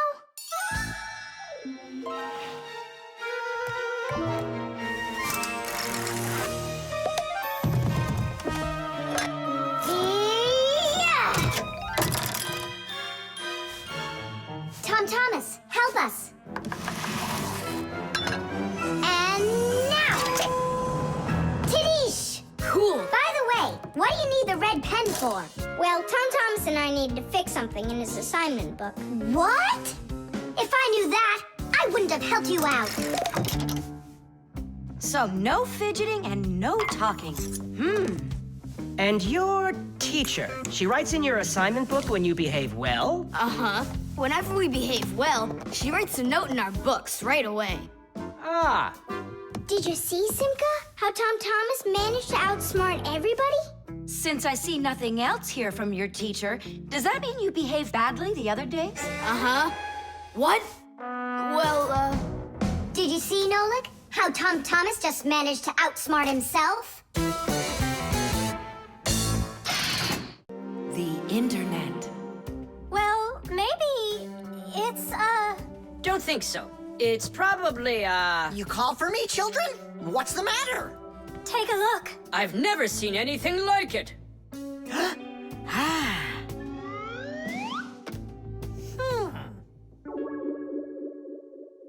What in the world could it be? Hit! Maybe it's a bathroom scale? Or a clock with a digital display. Wait a sec. Are there instructions around here for this thing? I couldn't find them anywhere. That's a problem. Well, then let's try to figure it out. What are you trying to figure out up there? What a huge hockey puck! It's big enough for a monster! And the name is so silly. T-Robot. Why don't they just call it the Trollbot? Or I got it, the Trollboat! Please, stop the racket. So what could this thing do, huh? I have no idea. We could try finding it on the internet. Where? Just run along, you two. We don't need any internets. We can handle this. Go on, go. Don't interrupt us. Sure, whatever you say. Come, Nolik. We'll find it out by ourselves. Yeah! How? So, you remember what it was called? A Trollboat. Nah, a Trollbot. You're right. Hop to it.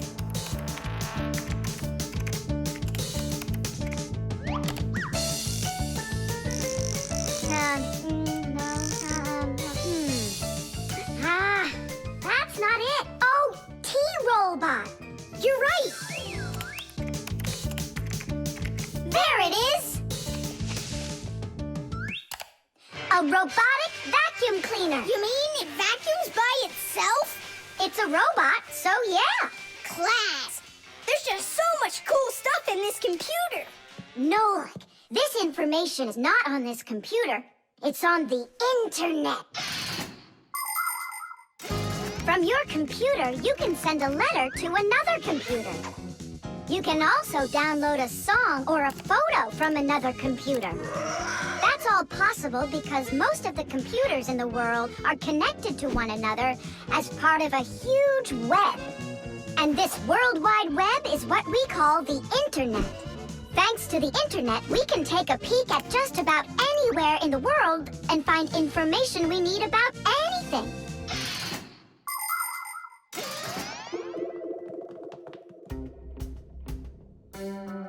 It's an electronic vegetable slicer. No, it's a printer for round sheets of paper. There's no way. Grandpoos, we found out what they do with it. You're back again? You mustn't interrupt the adult.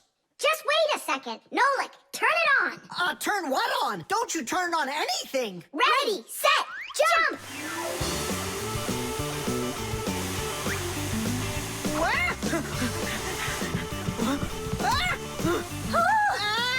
Help me! No, hold on! What was that? It's a robotic vacuum cleaner. It runs itself. And where did you find the instructions for it?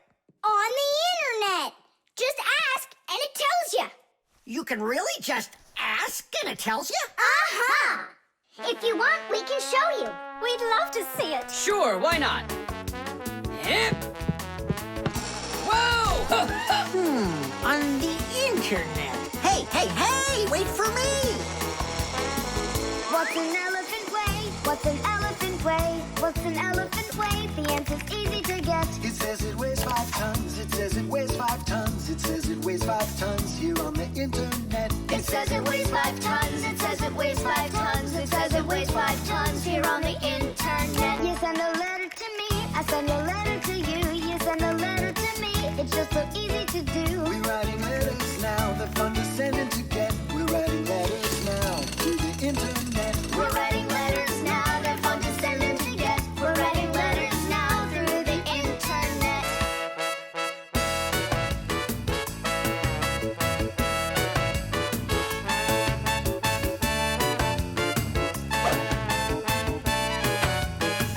Who, what, where, and how. Who, what, where, and how.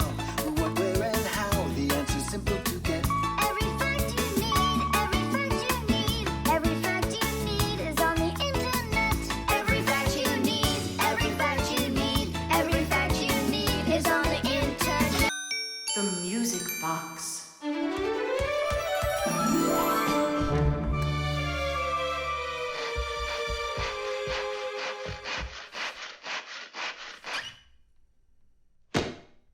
And when the Pied Piper began to play his magical flute, the rats came out of their holes and followed him. And they never would be seen in Hamlin ever again.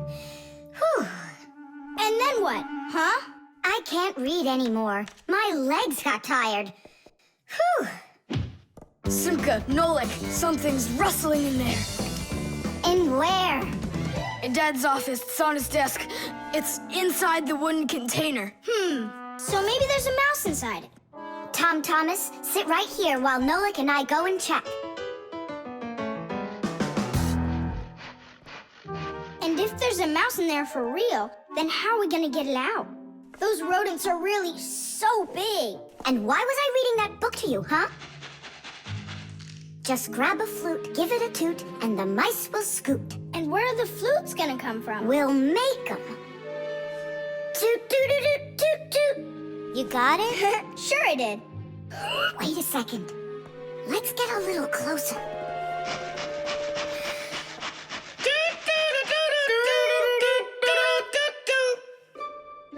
See? It's just like I told you. No more mice in there. So let's toot a little more so they won't go back in. All right. So you're the ones messing around out here. Oh, Grandpoos, it's you here. All day I can't work on what I need to do. Right from the start, someone's opening up the top, and then you two tooting. Ah! It was Simca who came up with the tooting. Just because you're afraid of mice. Wow, what kind of machine is this? Well, what do you think? A coffee grinder? No. A hole puncher? Is it a foot scratcher? What? Well, a machine for scratching your feet. You're joking all the time, you. It's a music box, and it's just wonderful. Music boxes were invented more than 200 years ago. Inside, there is usually a cylinder with short pins sticking up from it. In front of the cylinder, there is a comb with metal teeth of different lengths. If you pluck one of the teeth, it will make a pleasant sound. A short tooth makes a higher sound, and a long one, lower. When the cylinder spins around, the pins pluck the different teeth, and music plays. Awesome! So what's broken in here? The spring slipped off. It has to be pushed back into the right place. Will you help?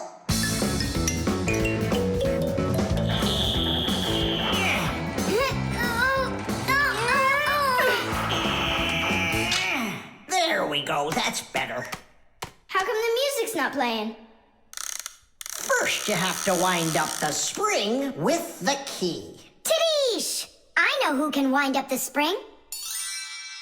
Well, Tom Thomas, can you guess what kind of machine this is? A paper cutter. How about a hole puncher? You're such a joker. Now don't go and tell me it's a foot scratcher. Then I don't know. Then wind it up with the key and you'll find out.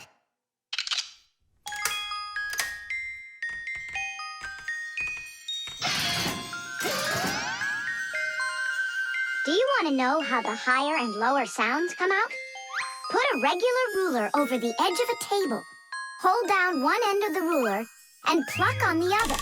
The shorter you make the end hanging off the table, the higher the sound will be. The teeth inside of a music box work the same way. And bells work the same way too. The smaller the bell, the higher it rings.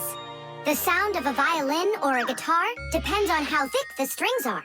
Fat strings make a lower sound, and thin strings, a higher one.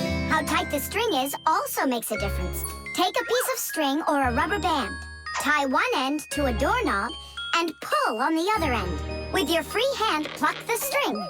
The tighter the string gets stretched out, the higher the sound. If you want, you can even play a tune. I think I got it now. It's an old player for music. That's close, but not it. A music box is what they call it. I just said that. So, what was it in there, Just a broken spring. It's not the thing I'm dying to know. Who was moving around there? All I'll say is we, Tom Thomas. Won't let that secret out. Shh.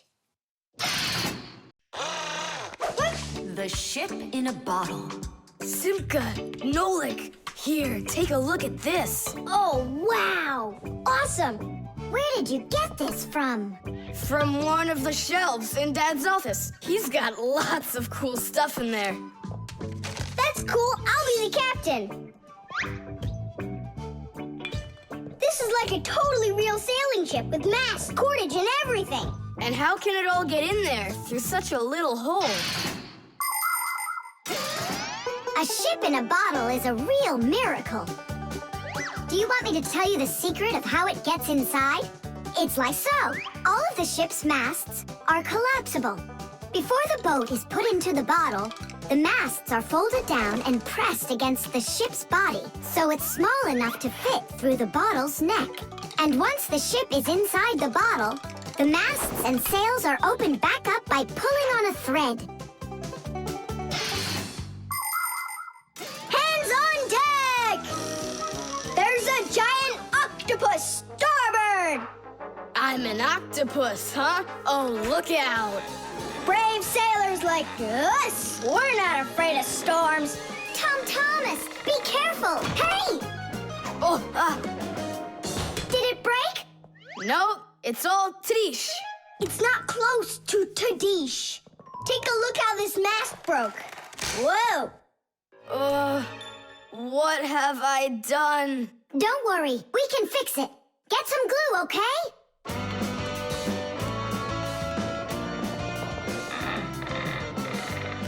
Here's some super glue I found. This is the kind that'll keep things stuck forever. Nolik, come and help. Achoo! Phew! This stuff is so stinky. Danish! Ooh, that's better. Thank you, guys. We sailors, never let a friend down. Nolik, you gotta get out. You'll get sick from that stinky air. I can't get loose. I got stuck. Hello there, Tom Thomas. What are you doing with the ship from my collection in here? I just wanted to give it some air. Tom Thomas, you know that taking things out of my office is just not allowed. Hey, look, what an interesting cabin boy. I never noticed him before. I'll take it, Dad, and put it back on the shelf, okay? Who just sneezed? I did. Achoo! Well, all right then. Do your homework and please don't set foot in my office again. Simka, where are you going? To save Nolik. I'll come with you. You're not allowed inside that office. Your father said no. Sweetheart, your soup's getting cold. I'm coming. Nolik, where are you? Simka, why is everything turning? Because you inhaled the fumes from that stinky glue. Ah, phew. Everybody knows how strong the smell of paints, cleaning fluids, and glues can be. But the nasty smell is not where the real danger lies. Breathing in the fumes from paint or glue can give you a terrible headache. Or even worse, it can make you faint. That's why when the Fixies need to paint or glue something, they're supposed to put on a safety mask called a respirator. And humans need to remember to wear masks just like Fixies when they're working with fumes. And never forget that the fumes from glue and paint can be flammable. It only takes one spark and kaboom! There can be an explosion. So always remember to have plenty of clean air moving through any room where you are gluing or painting anything. Simka, hurry up. Hang in there, Nolik. I'll get you out of there.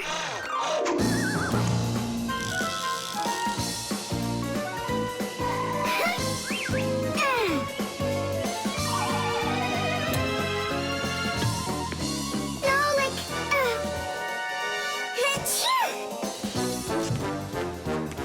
Oh no, is he okay? Nolik. Nolik! Nolik! Oh, you're alive. Turning starboard. Turning port. Piasters! Piasters! Oh, whatever. He's gonna be fine. Nolik, do you know who I am? A giant octopus? The lever.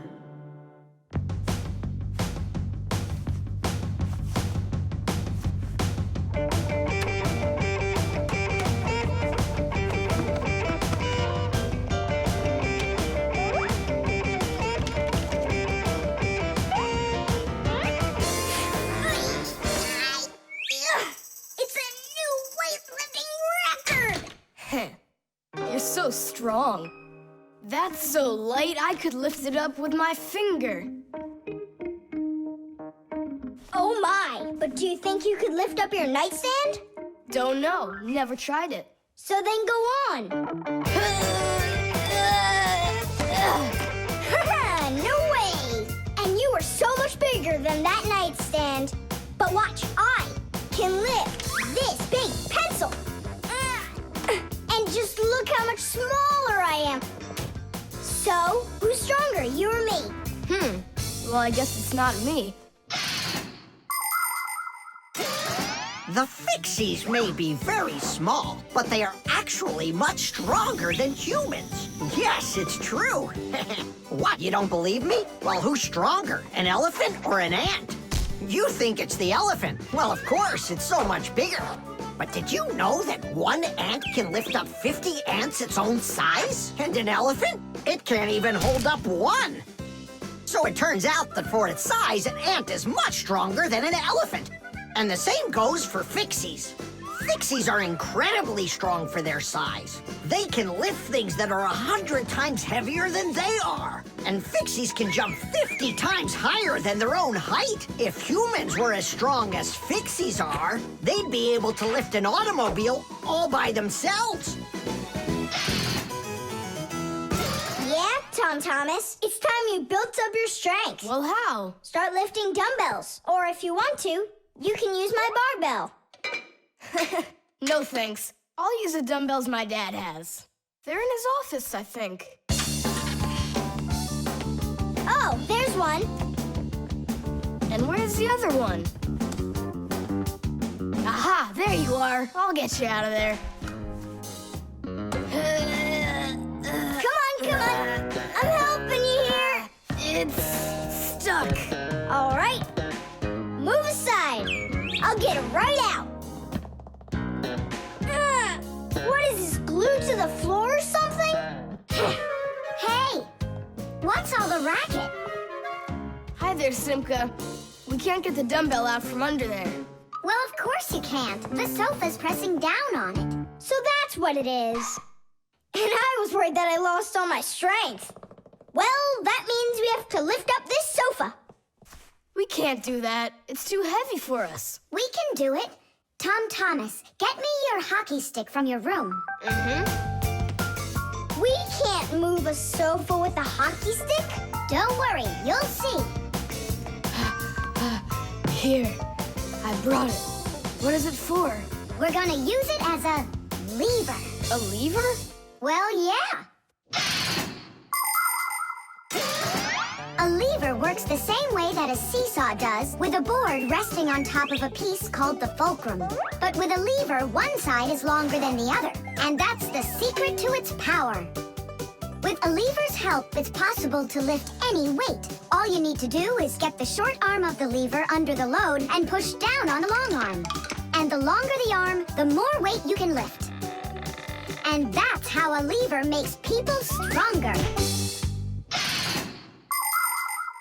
Well, can we find a fulcrum in here? Maybe this dumbbell. Can that be our fulcrum? Great idea. Now you're thinking the right way. You ready to go? Let's go! Lean on it, Tom Thomas.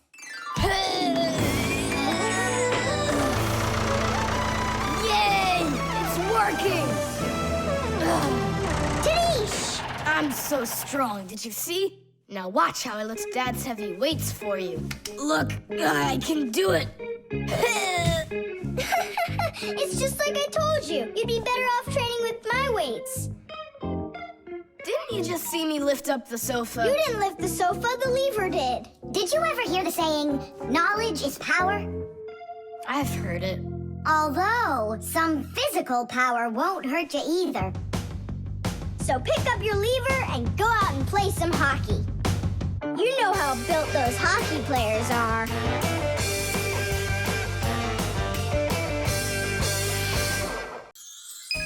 The magic wand.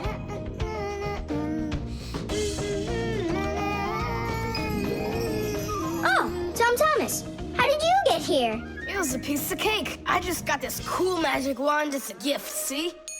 Wow! There's no such thing as a magic wand. I don't believe you. You just wait. Any wish is the wand's command. Check it out. Today I want my school to be closed. Golden wish, Tadish! Tom Thomas, your teacher from school just gave me a call. She said your school has totally disappeared. How odd. So I'm not going to school? Well, how? Instead of school, we'll go to the park. Hooray! Real magic. Oh, it's so great. No, there's no magic. They're only illusions. I don't know what illusions are. It's when what we think we're seeing is not what is actually happening. Have you ever seen a magician pull a rabbit out of an empty hat? Do you think it's magic? No, it is only an illusion. In reality, the rabbit's hidden inside the table that the magician puts his hat on. The lid of the hat is made with a secret hatch. And when the magician puts his arm inside the hat, he grabs the rabbit from the table below and ta-da! How every magic trick works may be a secret, but every illusion does have an explanation. I'm telling you, this wand's totally magical. Right now, I can make a rabbit appear out of this trash can for you.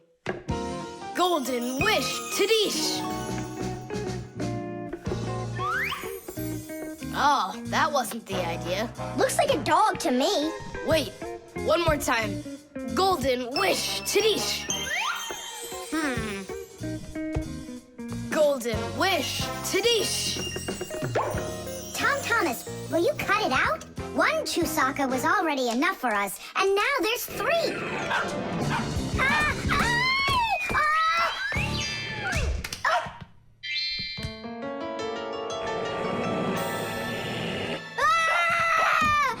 Hey, Tom Thomas, please tell your rabbits that they can stop barking so loudly. Shame on you for attacking helpless little kids. Wait, I'll make you bigger now. Golden wish, Tadish!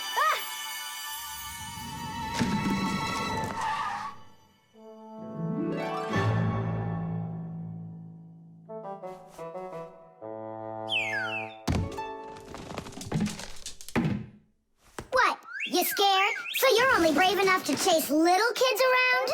Wow, I'm huge. I'm as huge as Tom Thomas. I'm huge! Oh, Nolik, be careful!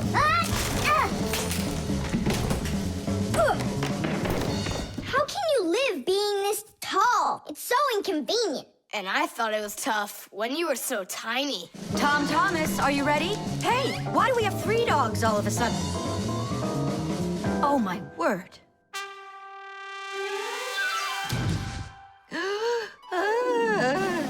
No! Why are you screaming?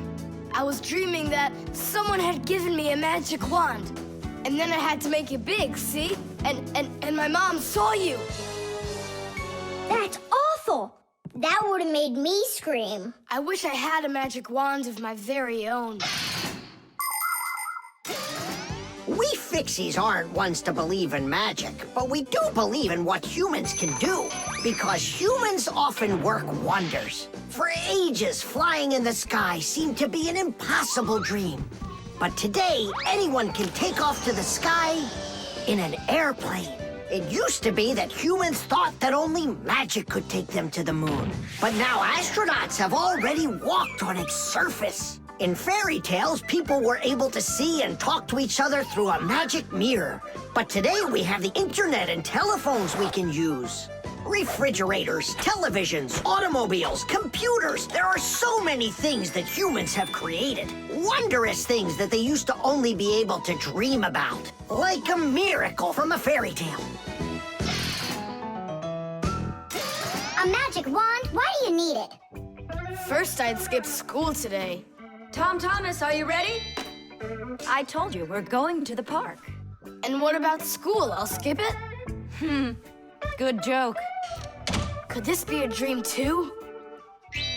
No, it's just that today is Sunday. And that's the magic of it.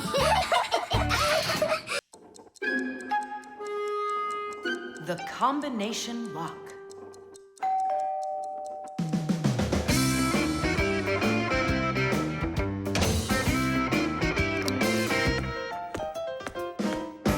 He's home.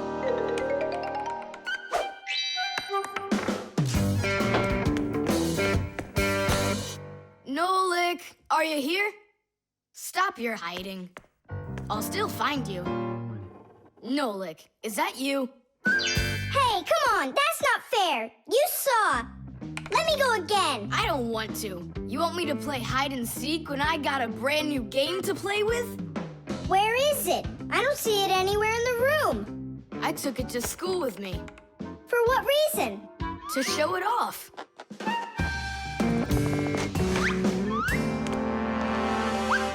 Wow, awesome game. Tom Thomas, can I not done playing with it yet. Now just try asking me to do some favor for you. Wait, was it a 3 or a 4? It could have been 5. I forgot. What about? I forgot the combination. And now I can't even do my homework. Everything I need to finish is inside of there. I'm not climbing in to find out your homework. Don't even ask me. Tom Thomas, why do you look so upset? The code for the lock. I don't remember it. Don't you worry. Ha! We'll open it. I know all about a code lock. A simple code lock is built with a few discs that have numbers on them. In the center of each disc is a hole with a notch.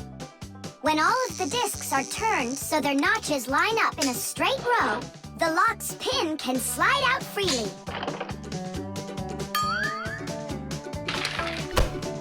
And to get the notches to line up, just turn the discs to the lock's code and the lock will open. It's that simple. It looks like we gotta take a look inside the lock. Ah, I see. Nolik, where are you? There's work to do. I won't do it. I'm not gonna help such a greedy boy. Nolik, won't you help me out here? And I won't be so greedy anymore. All right, you broke me down. Only as soon as we're done, you're gonna let me play with the game. Right. There's no room in here. Hang in there. We'll start turning the discs one at a time, and you yell stop when they're lined up. Stop! Turn the next one now. Stop! Stop! Now try. Yes! Alley-oop! Titties! Hooray! And your code was really simple. Way too simple. The secret numbers and letters that you use to lock something up are called the code or the password. And to make sure your password's a really good one, here are some things you should know. Never choose a password that's really simple for someone else to guess. Like one with numbers or letters that are all the same or are all in order. It's also a bad idea to make a password out of your birth date or name. It's better to think of a password that's a bit more complicated. And don't forget your password once you come up with it. Write down your password on a piece of paper and keep it in a safe place, but don't show it to anybody else. And then, if you happen to forget your code or password, you'll be able to remember it with the help of that piece of paper.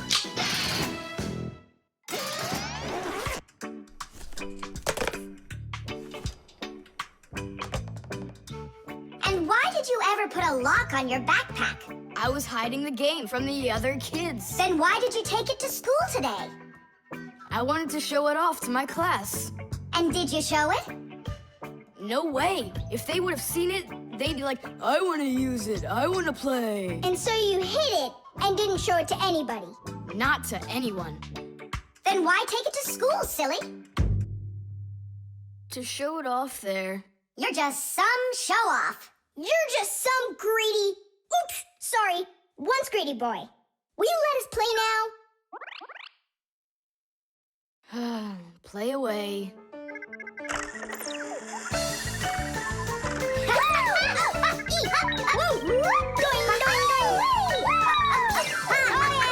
We're not bothering you, are we? Can you jump a little easier? You're shaking the whole desk. The flashlight. Where is that thing? Hi, Tom Thomas. What are you looking for? The flashlight. Ah, here it is. Why do you need it? Katya, I want to talk with her. Why not use the phone? This thing's a flashlight. It's not a telephone. No, you don't understand. Me and Katya came up with a secret code. If I flash just once, then it means, hello there.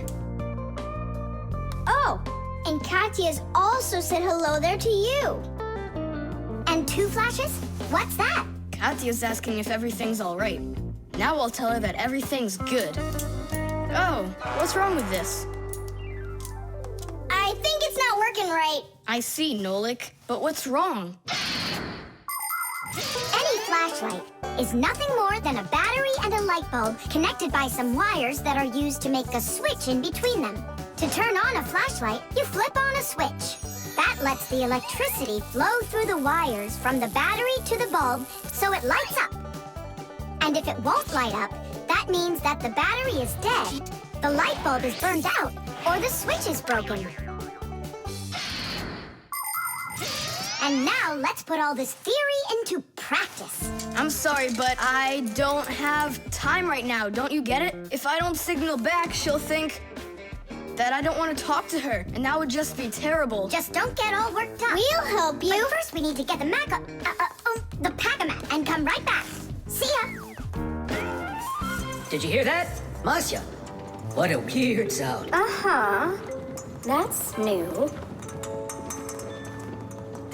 Now we know what the noise was. Papoose, can we use a pack-a-mat? To fix a flashlight. Really, did you say a flashlight? Do you know the story about when Granddad had to travel for miles on top of a dog? It's true! He was sent on a very important mission. A huge flashlight repair. What kind was it? A special kind called a lighthouse. A lighthouse is a tall structure with a huge flashlight on top of it that is used to help ships and planes find their way. People have been using lighthouses since ancient times. The most famous of them all is the Lighthouse of Alexandria. It was built in Egypt more than 2,000 years ago, and it was more than 100 meters tall. The ancient Greeks considered this lighthouse one of the 7 wonders of the world. In ancient times, people would burn big fires on top of lighthouses. Today, the light comes from powerful electric bulbs. Many of today's lighthouses not only give off light, but they send radio signals, too. Yes, thanks to lighthouses, ships and planes for miles around learn where they need to sail or where they've got to fly in order to stay safe. And thanks to that heroic deed of your grandfather, that big old lighthouse started working. Since then, not a single ship has ever gone astray. Simka, and what if we don't just fix the flashlight, but we do something heroic? Like Grandpoos did. Uh-huh. All right, what do you say? Let's jump on the back of this dog and get moving.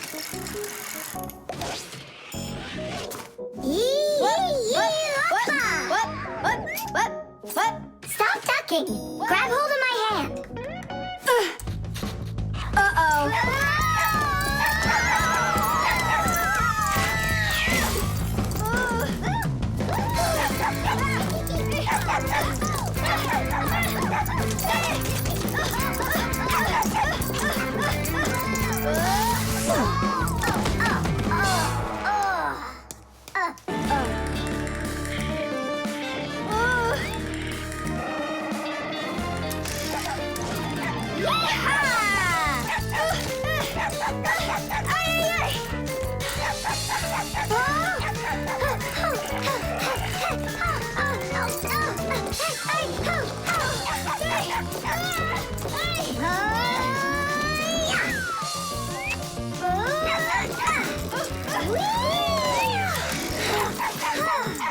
Chusaka, no! Get out right now. Tish! That was really some heroic deed. Now it's time to go get that lighthouse fixed. Tom Thomas, hand the lighthouse over. What kind of lighthouse? The one that's your flashlight. I have no use for it. What do you mean, no use for it? But then how are you gonna tell Katya what she needs to know? I already told her. Watch this. No, that wasn't the deal. Yeah. You want to tell us our heroic deed was in vain? Well, if you need some heroic deed, then sure, fix it. Hooray! The Lie Detector. Simka! Shh, quiet. I'm on a stakeout here. Who are you staking out? Huh? Tom Thomas. We've got a bet that he won't be able to survive 3 days without any TV. Really? Can I be on the stakeout with you? Shh. Simka! Ha!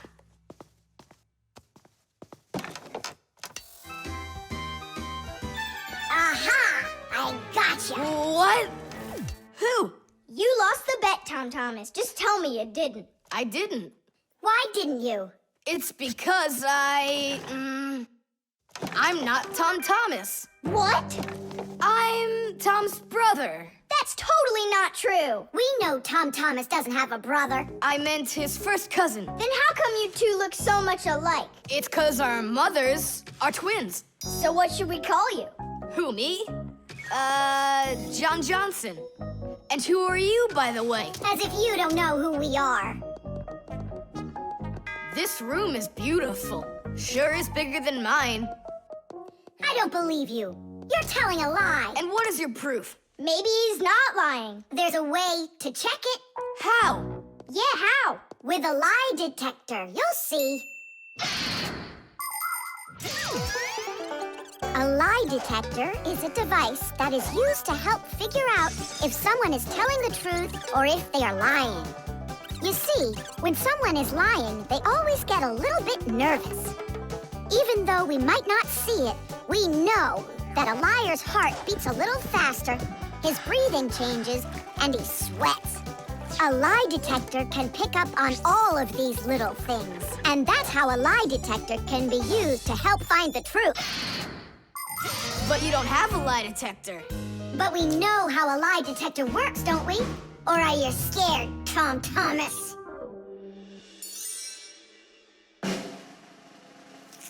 What's that for? To listen to your pulse, How come? so I'll be able to check how fast your heart is beating. And Nolik? He's gonna keep an eye on how often you blink. And what are you doing with the egg? The egg is an old African method. If you're not telling the truth, your hand will automatically squeeze the egg. And so, the egg will crack. Well, my egg won't crack. We'll see about that. Humans have tried to come up with all sorts of ways to find out the truth. For instance, in ancient China, they would put some dry rice in a person's mouth when they told him the crime they believed he committed. Then they'd check the rice. If the rice stayed dry, they believed he had committed the crime. In ancient India, a person had to bang on a gong while answering a judge's questions. If he started banging the gong louder, then it was believed that he was trying to hide the truth. And in Europe, if one knight accused another of lying, then they would just take part in a duel. Whoever won that one was said to be on the side of truth. No, it's not easy to hide the truth, but sometimes it can be even harder to find it. Answer yes or no. You got that? Do you have 2 ears? Don't you have eyes? Just yes or no. Yes. Answer. Are you a girl? Hey, come on. Yes or no? No. Where do you find such dumb questions? We just have to check what happens to your heart when you tell the truth to us. All right, now answer this. Do you know the Fixies? Yes or no? Yes. No. I forgot. His pulse is speeding up. Are you Tom Thomas? No. His pulse is racing. And his eyes have started blinking. And the Fixies, tell us where you learned about them. From Tom Thomas. He couldn't have told you about us. It's a secret. He could. Not true. It's true. It's not true. Yes, it is. Hey, look! The egg cracked! Just give up, John Johnson. All right. I'm Tom Thomas, guys. Tish! Is it really possible to know if you lied just by measuring your pulse? With pulse, you really can. But you probably couldn't with the egg. You tricked me then. That wasn't nice. You weren't tricked. John Johnson was. Huh. You know what? I think you've got to get checked out on this lie detector. Ha! I don't think so. You need to get ready to give me my wish. 'Cause you're the one that lost the bet. The refrigerator.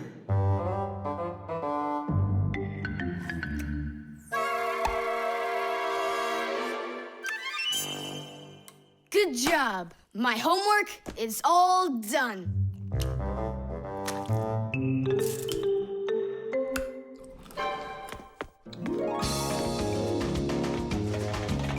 Tag, you're it.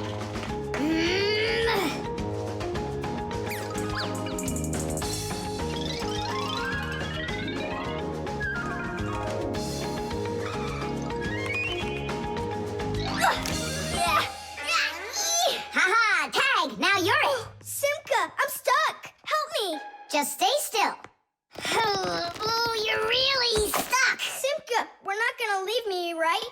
We aren't. But I'm afraid, Nolik, you'll be stuck for a while. Tom Thomas! Help me! What's going on? Look, this blob of white stuff grabbed onto Nolik and it won't let go of him. Oh, it's a piece of gum. It's my bubble gum. Oh, thanks a lot, Tom Thomas. Now what's the plan to get me unstuck from here? Here's what we do. It's gotta be frozen. Once I sat on gum too, and my mom put my pants in the freezer. The gum froze up and it came right off. I don't want to go into the freezer. Don't worry, Nolik. I'll stay right here with you. Just hold on. It won't take long at all. Huh. Why do I need to hold on? The gum's already holding on to me. Simka, do you know why it's so cold in the freezer when outside it's warm?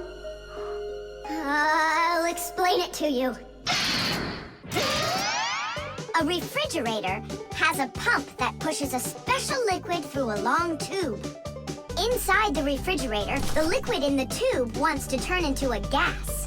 To do that, it takes the heat from everything inside, and that makes the refrigerator cool. Then the pump sucks in the gas and pushes it out as a hot liquid into the tubes on the back of the refrigerator. That lets all of the heat collected from the inside escape into the air outside.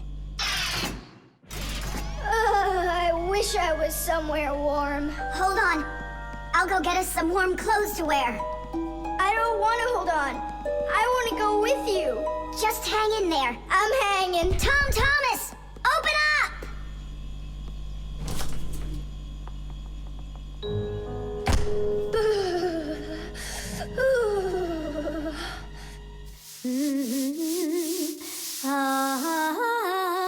Marcia, do we have any warm clothing to wear?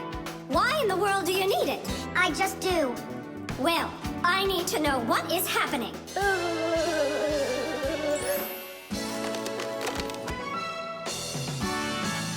Hooray! Tom Thomas, Simka, open up the door! It looks like I'm gonna freeze up in here for good. A Fixie is constantly surrounded by all sorts of danger. Inside a dark freezer, a Fixie can lose his way and freeze to death. If he's not paying attention, he can drown inside of a washing machine or inside of a dishwasher. And a careless Fixie is always at risk of getting an electric shock. Or suppose there's a short circuit inside of an appliance that starts a fire. If this happens, you need to run away if you want to survive. And what about humans? Well, they don't even believe that we Fixies exist at all, so they can accidentally drop something on top of a Fixie, or step on one, or kick us across the room. So if we don't get out of the way in time, So what I'm saying, Fixies, you need to be careful out there and pay attention. So be smart and stay safe, fellow Fixies. I don't understand this at all. He was right here. Poor Nolik.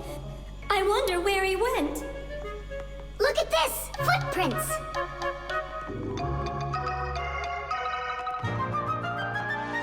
Nolik, you're alive.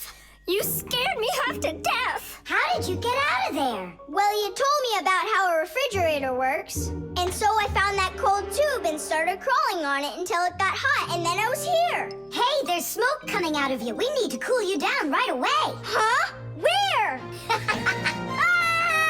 I don't want to go into the refrigerator. Stop! I was joking. Look how it froze. I could break my teeth on it. You aren't gonna chew it anymore. I'd never do that, not after Nolik sat on it. Well, you didn't need to stick it where it doesn't belong. Hey, I apologize. I'll go and throw it away. Maybe you'll try the trash can? The alarm clock. Ha! It didn't ring again. Nolik, let's go fix the alarm clock. Simka, wake Tom Thomas up. Tom Thomas, get up! Tom Thomas! Hey, you'll be late for school. Tom Thomas, get up already! This is really something. And where's the battery in here? No, This is an old mechanical alarm clock. It doesn't work with a battery. It uses a spring. How's that work? People wind up the spring tightly, and then as it slowly unwinds, it turns the gears, which turn the hands of the clock. Achoo! Oh! What? The alarm clock broke. Let's hurry and get you washed up. Tom Thomas, are you just getting up? Dad, the alarm clock didn't go off. It's broken. Here's the problem. It won't turn because the feather's stuck in the gears. Nolik, help me.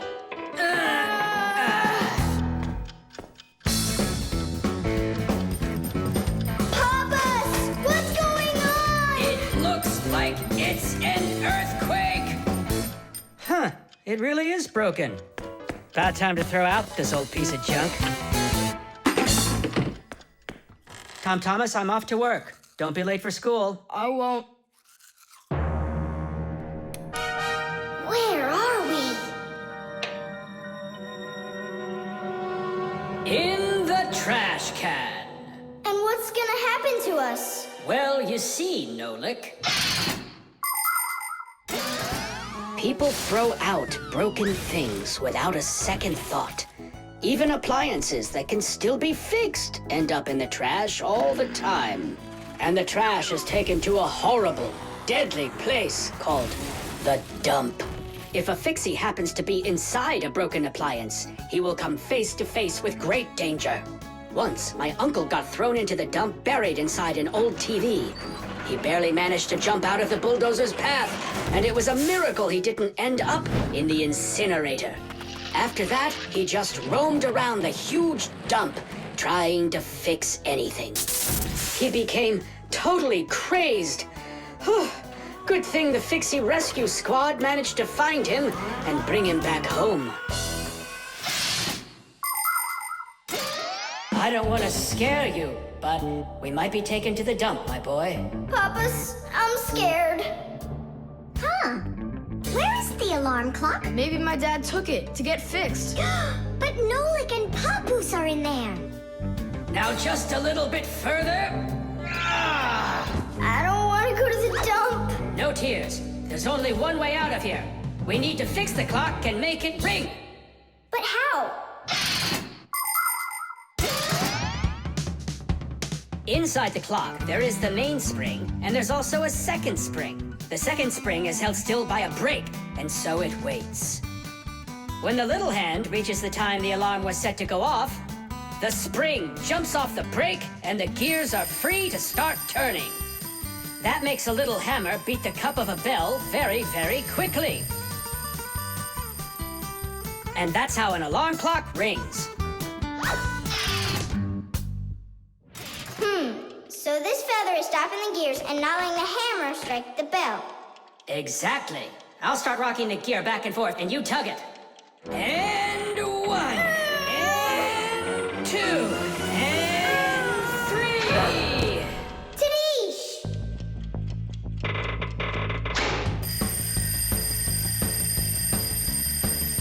Simka, I think I can hear my alarm ringing. Run to the sound, quickly! Uh-huh. Someone turned the alarm off. Whoa! And here comes that earthquake again! Nolik! Nolik! I'm here! Nolik! We fixed the alarm clock. So what was wrong with it? A feather got jammed in the gears. And how could a feather get in a clock?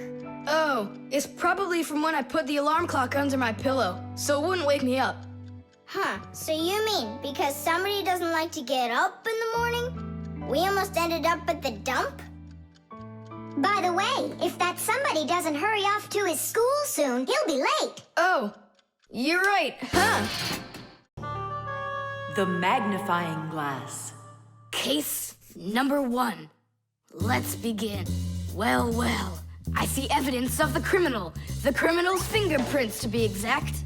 He won't get away with it.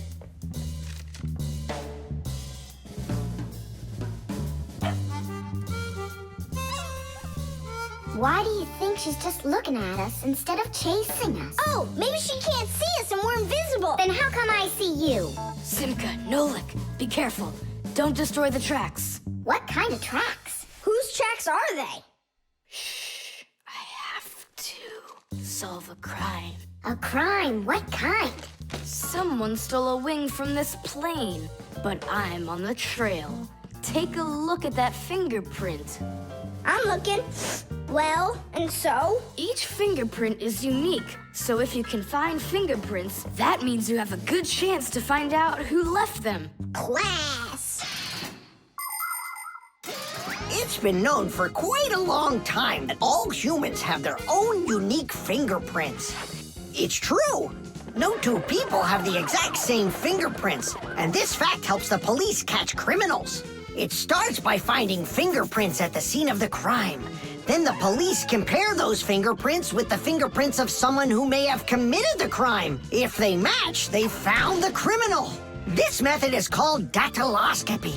Besides catching criminals, fingerprints can also be used to replace ordinary keys. When you press your finger against a special electronic lock, the lock recognizes your fingerprint, and then it's "please come on in."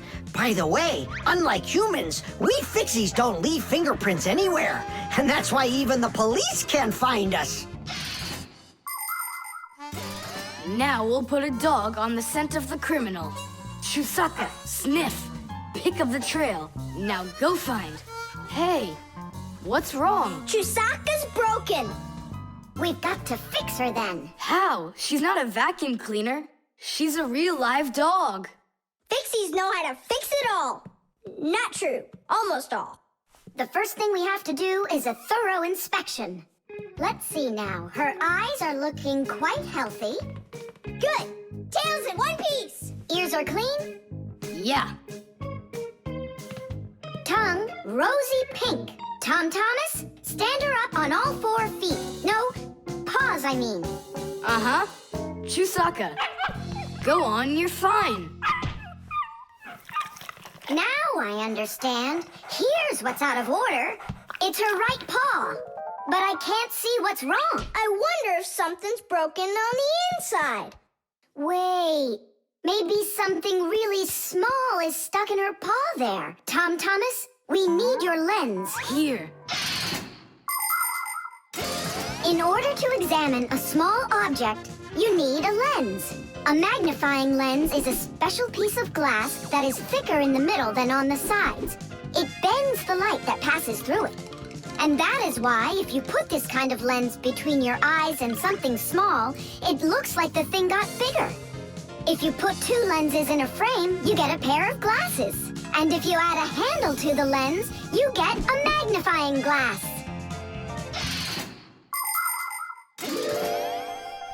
There it is, a splinter. It's glass, I think. Looks like it. You're right. It's possible it's from the lamp in the hallway. It broke yesterday, and I guess not every little piece got swept up. Chusaka, hey there! You're all better now. Looks like we fixed her. Tadish! She's all repaired and working. Maybe we shouldn't have cured her. Ungrateful dog. Simka, Nolik, here it is. The wing that was lost. Yeah, that's great, only you still have to figure out who hid it underneath the bed there. Yeah, you still need to match the fingerprints. The fingerprints on the wing are the same as on the plane. But whose are they? And did you check your fingerprints out? Huh, all the fingerprints are mine. So I guess it was really my own fault. I just lost it somehow. So it turns out that you were the criminal? Hooray! The crime's been solved! And you, Tom Thomas, are the criminal!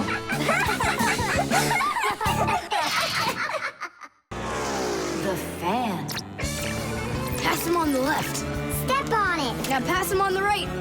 Look out for the wall. Hit the brakes. Why didn't you hit the brakes? He was just too scared. What do you mean too scared? Something got into my eyes. Those were your hands. My turn. Let me show you how it's really done. Oh, what's wrong with the computer? Oh, it's been really acting up for a while. It turns off by itself. It's no big deal. I just turn it back on. I don't like this at all. Come on, Nolik. Let's go inside and take a look. Just like people, machines can get sick too. They can get a very high temperature and even start coughing and sneezing. And if a machine or an appliance gets seriously sick, sometimes it can be too late to fix them at all. So wouldn't it be better if we could keep them from getting sick in the first place? Everybody knows that people who look after their health get sick less often and live longer. And the same goes for machines. Machines break less often and live longer if they're properly taken care of. That's why machines need to be checked from time to time and cleaned and oiled. And that's what's called preventive maintenance.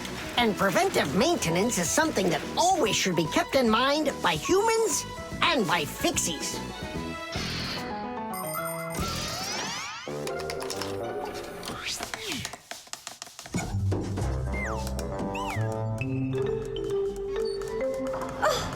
What is that?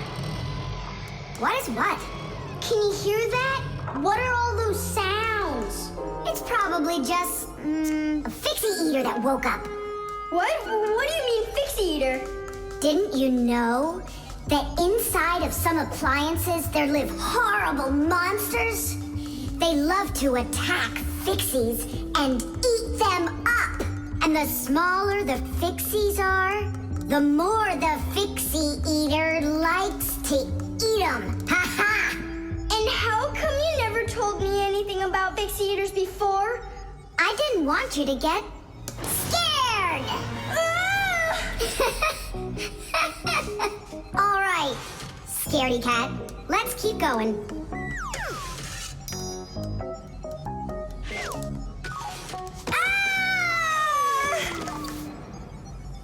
Simka, where are you?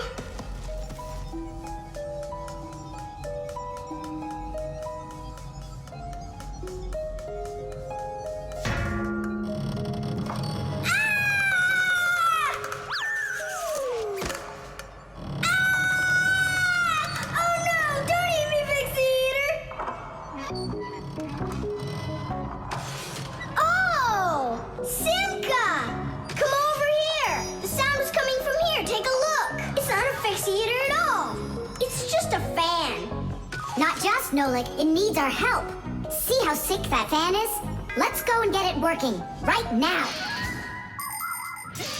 A computer can only run when all of its parts are working. And even though a fan looks like nothing more than a simple little engine with a propeller, the computer couldn't work without it. It has the very important job of keeping all of those other parts cool when they start heating up. It cools down the inside of a computer by blowing a stream of air. But if the fan gets dirty and starts working poorly, the computer might get overheated and turn off. Or it can simply break. You have to turn off your computer. How come? I'll tell you later.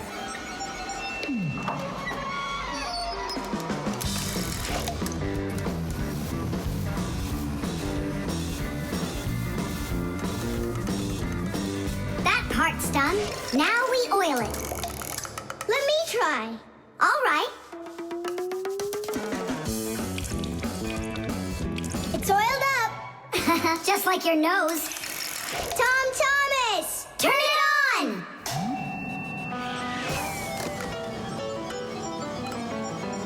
Tidish! And then suddenly, I hear this terrible roar of a Fixie eater. But I wasn't scared one little bit. And I just ran right into the battle. And Simka? Oh, she was hiding somewhere. You know, she's a girl, and they're all cowards. So I had to fight the monster all by myself. Ah!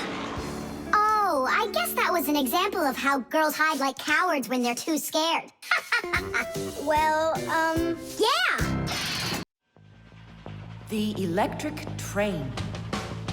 Woo woo, woo woo.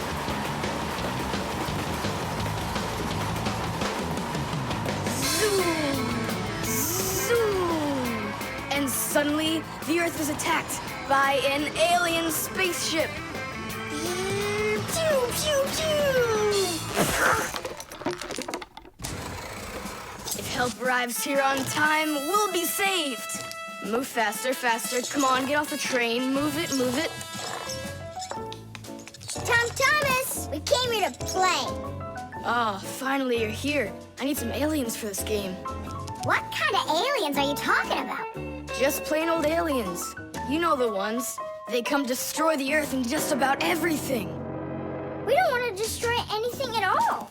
Why can't we be, the train engineers, huh? Train engineers? You don't know anything about driving a train. Oh, we know plenty about trains. Humans invented the railroad long ago, but back then, the rails were made out of wood. People didn't start making metal rails until the end of the 18th century. But the first railroad cars had no engines to give them their power. Instead, they used horses to pull them along. Later, horses were replaced by the steam engine. Wood and coal would burn in their furnaces to boil the water in the boilers, making the steam that turned their wheels. And the Fixies were there to help those trains go, making sure all of the parts could work together smoothly. But now steam engines have long gone away. The railroad uses electricity now for its power. These electric trains race along the railway at almost the speed of an airplane. So you might know trains, but you'll still be the aliens. This railroad is mine. So you're gonna play the way I want. The train is unloaded and leaving the station. Woo! You can play choo-choo by yourself. And I will. Pew, pew, pew, pew, pew.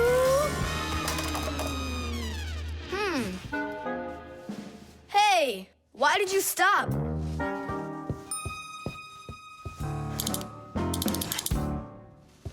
This doesn't help either. It's not going at all. Simka! Nolik! Where are you? Did I hurt your feelings or something? Mom, is Dad gonna be home soon? No, is something the matter? We've been attacked by evil aliens. The train has to be fixed right away, or we'll never escape them. You want some tea? I've got to think of something. Simka, Nolik, I know you're in there. Please forgive me if I hurt your feelings. I'm really sorry. There's nobody but you that can save the world from the evil aliens. All right, it talked us back into it. Well, let's go and check the rails. Nolik, follow me.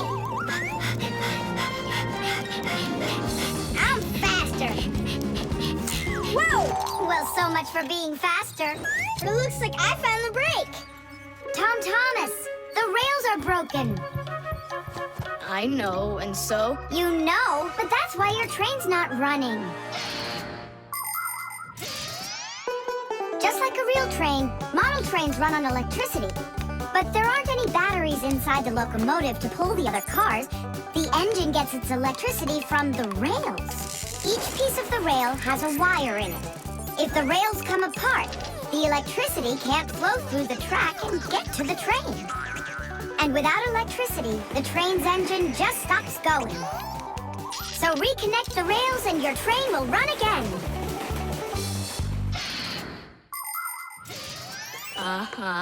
Put them together. Yes! Hooray! The train's running! Way to go! So will you play with me now? And which way are we playing this time? Whatever you want, I'm with you. The train rushes down the track with Nolik as its engineer, when suddenly from out of the sky comes an alien spaceship.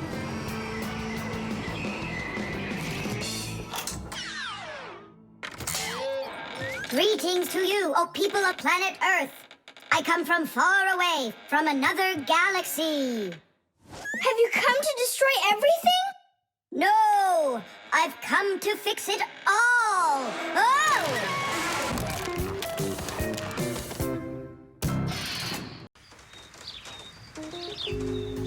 The thermos.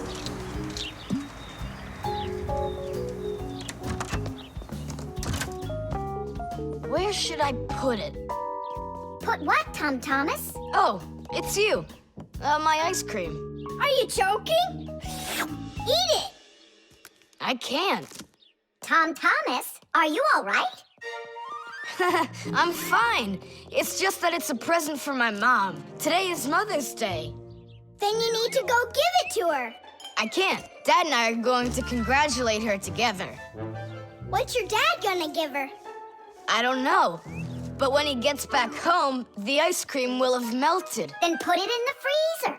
And what if Mom looks in there and finds it? The surprise will be ruined. So where won't she find it? I'll tell you where. Inside of your dad's office. I don't see any place to hide it here. There's no freezer or anything. Why don't you take a look inside the box? Here's a thermos, but what good is it to me? Thermoses are for keeping things hot. The ice cream will melt in there. It will not. A thermos is made by putting one bottle inside of another. Between the bottles is an empty space, and that's the secret of a thermos. That space stops heat from getting out or in. So if there's hot tea inside, the empty space doesn't let the heat from the tea get out. And if there's ice cream in the thermos, the space stops the heat that's outside from getting in. And that's how a thermos keeps hot things hot and cold things cold.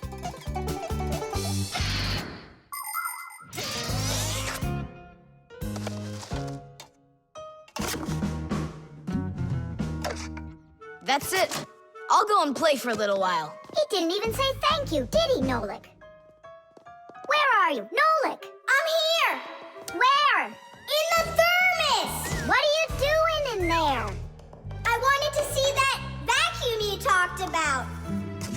Just don't touch anything. And don't even think of licking the foil.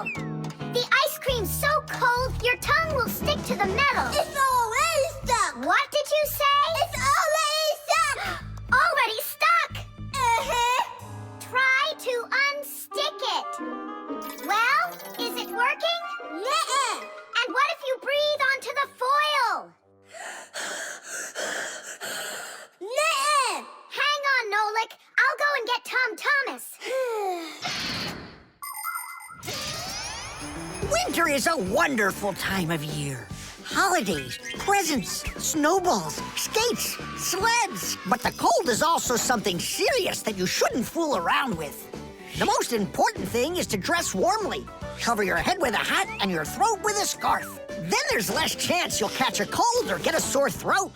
And to keep your hands from getting chapped, don't forget to wear gloves. And never walk around in wet shoes in the winter. That's a sure way to get yourself sick. And there's one more thing I want to tell you. It's great to have fun in the cold, but use your head. Don't eat snow or stick your tongue on metal fences, poles, or doorknobs.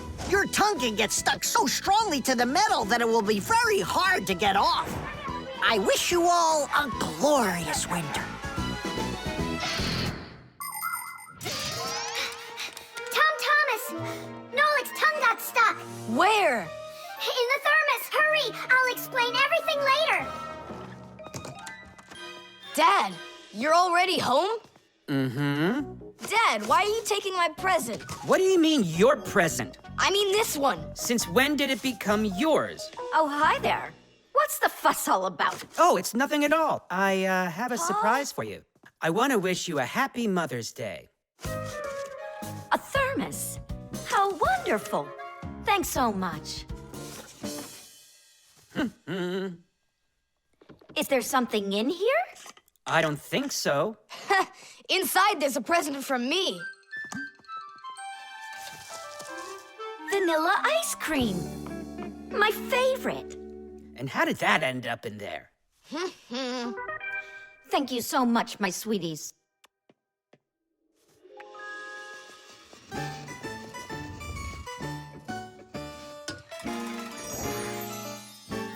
Nolik, you got me so scared. Thank goodness you thought of turning into a screw inside of there. Uh-huh. Does your tongue hurt? Uh-huh. Do you think you can talk again? I can talk. Oh, that's good. We better hurry. We still need to go and wish our mother a happy Mother's Day. And you should too. The mirror.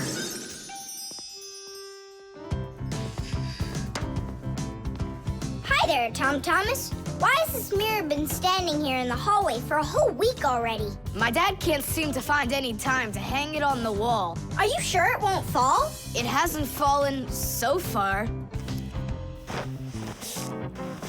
So, Nolik, do I look like Spider-Man? Ah! No, you don't look like him at all. Yeah! Hey! You can't climb on walls like Spider-Man. Yeah, I'm sure you can do it. I can do it. Just give your chewing gum to me.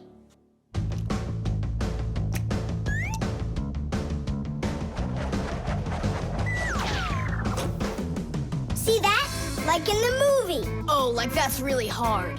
Just keep watching.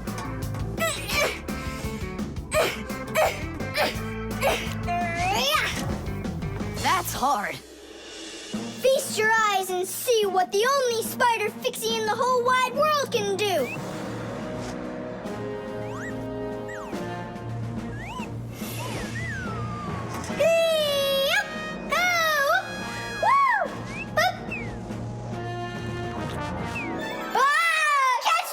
I gotcha! The mirror! Whoa!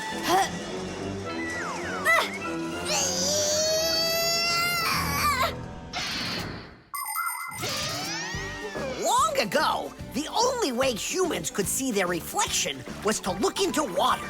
The very first mirrors appeared about 5,000 years ago. They were made out of silver or bronze. Legend has it that the Greek scientist Archimedes once burned down an entire enemy fleet with the help of mirrors like these.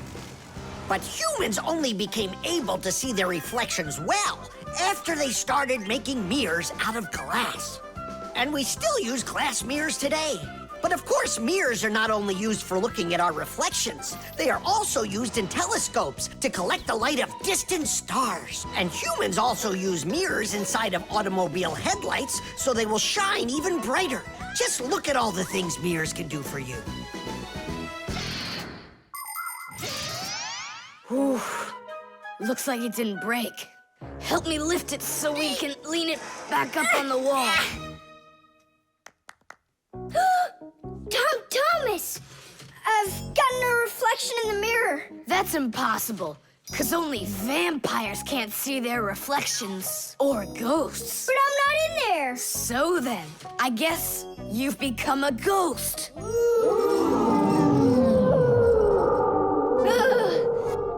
not a ghost. I don't like them. Hey, what's all the racket? Did you guys get yourself into trouble again? Simka! Me and Tom Thomas were playing Spider-Man, and I turned into a ghost for some reason. Yeah, ghost. That's silly. They don't even exist. Oh, you don't have any reflection either. Simka! You're a ghost just like I am.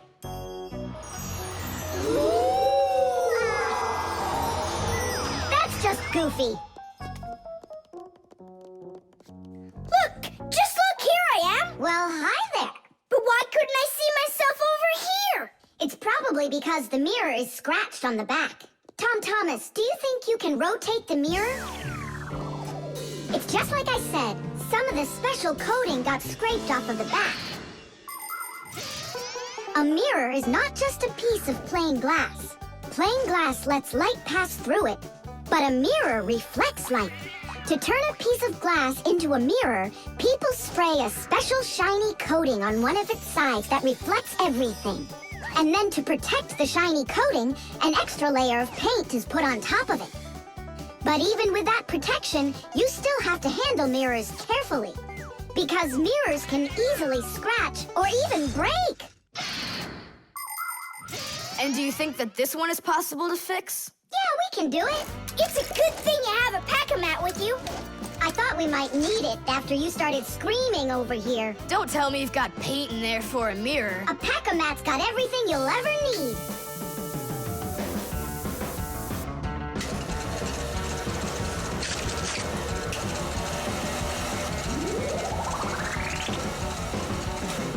It's all ready. My dad's coming. Tom Thomas, what are you doing here? Checking if you hung it. Yeah, right. I'll definitely hang that mirror on the wall soon. Like tomorrow. Or next week.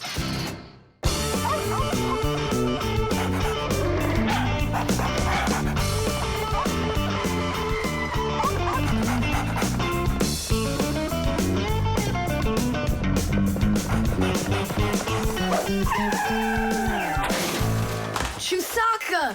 Get away from here! So where did it go? Oh, here it is. Hey there, Tom Thomas.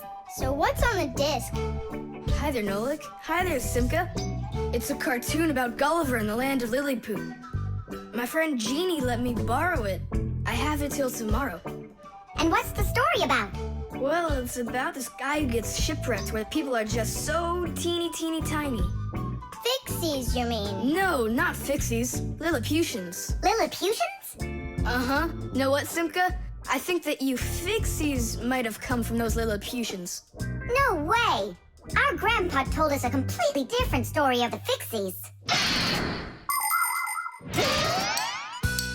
When something is very well made, then the saying goes that it was made with just a little bit of soul. In old times, craftsmen made things to last, and in each appliance, they would leave just a little piece of their soul. Those little pieces of their soul would turn into tiny craftsmen called Fixies, who would then make the appliance their home and take care of it every day.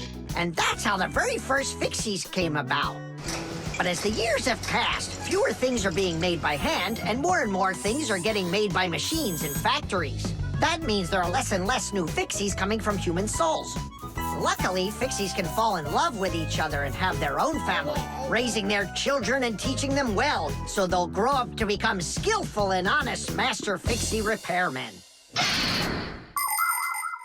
So you're mistaken.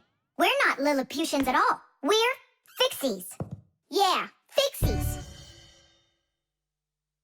Listen, Tom Thomas, why don't you show us the movie? Yeah, I want to learn about Lilliputians too. Really, I do. Sure, I'll show you.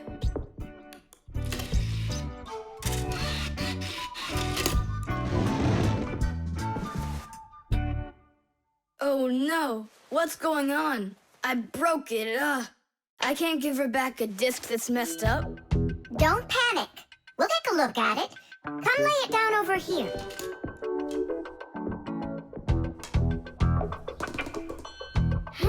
Tom Thomas, why is this disc all covered in jelly? Because I was touching it with my fingers. I mean, what else?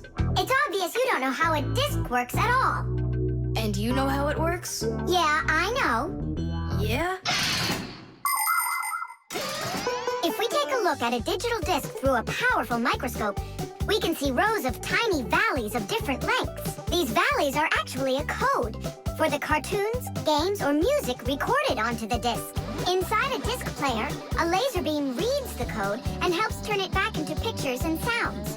But if you scratch the disc or smudge the disc with dirty fingers, the laser can't read it and the disc won't play. That's why you need to keep discs clean and stored in cases. So that's why you should only hold discs along the edges. And when you're done watching them, you have to put them back inside their boxes. And what about this one? Do we have to get rid of it? Not so fast. Nolik, this calls for a major cleaning. Let's get the brooms.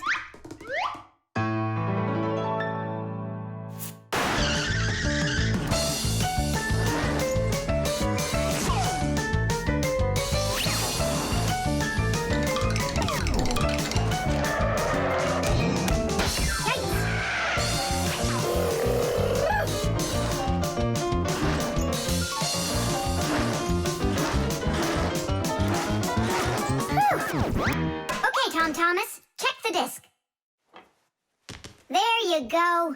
Now you're holding it right.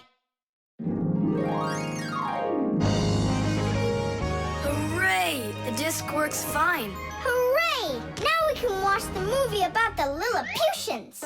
Hey, Gulliver, why are you sitting there? You've seen this movie already.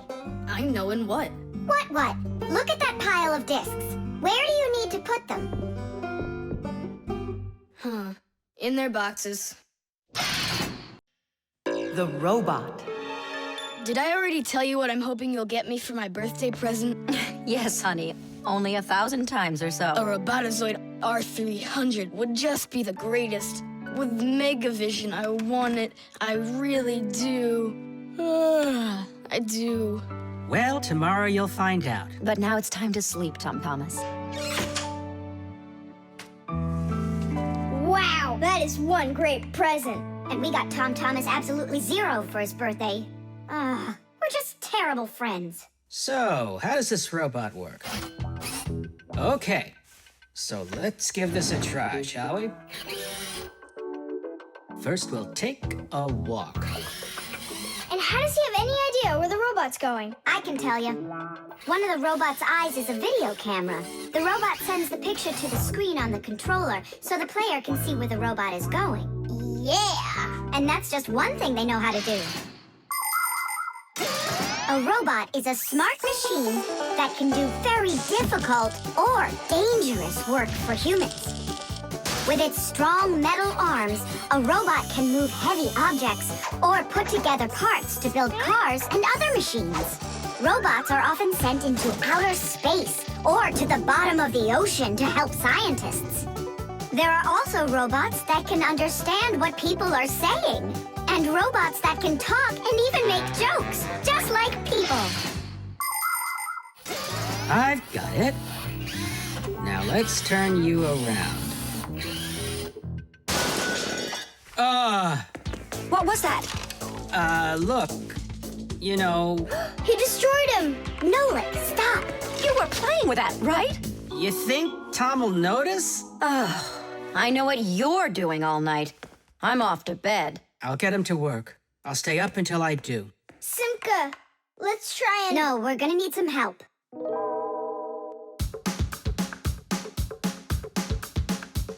When your TV has broken, when your cell phone has croaked, your laptop's barely working, the kettle's had a stroke.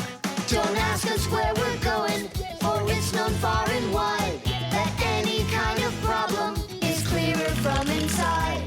1, 2, 3, inside will be to fix what's wrong, till it runs strong. In gadgets and devices, our work will never end. Appliances are fickle, they need a loyal friend. At morning, noon, and midnight of every single day, when there is an emergency, you know we're on our way. 1, 2, 3, inside will be all day and night. We fix things right. 1, 2, 3, inside will be all day and night. We fix things right. We live to keep on working, and work for us is fun. So we'll just keep on working, 'cause our work's never done. And deep inside of gadgets, if you look when it's dark, you might just see us race around like multicolored sparks. 1, 2, 3, inside will be to fix what's wrong, till it runs strong. 1, 2, 3, inside will be all day and night. We fix things right. 1, 2, 3, inside will be to fix what's wrong, till it runs strong. 1, 2, 3, inside will be all day and night. We fix things right. Wow, you got it! We need to hide. A Robotazoid R300, I can't believe it!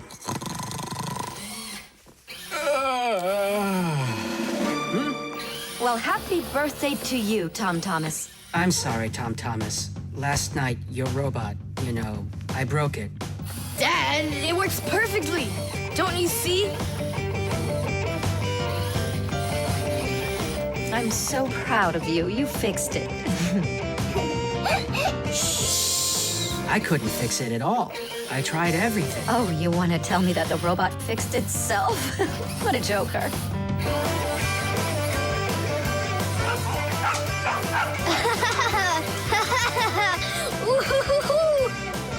Mom, Dad, thanks so much. I love it. And how about thanking us? I should have known it was you who fixed the robot. Happy birthday! Happy birthday! Yay! The thermometer. I can't believe the new thermometer isn't working. Tom Thomas, stay in bed. And I'll try and look for that old mercury thermometer. Hey, did you get sick? That's one way of saying it. I don't know how I'm gonna pass that math test today. You're not ready, so you don't want to go to school. Well, yeah. So if you pull a sickie, then you can trick your mom. No, that's not true. I'm just pretending a little bit. You think so? Well, you won't trick the thermometer. Simka, what's a mercury thermometer? Mercury is a type of liquid metal that's silver in color. There's no mercury inside of new thermometers. Now they're electronic.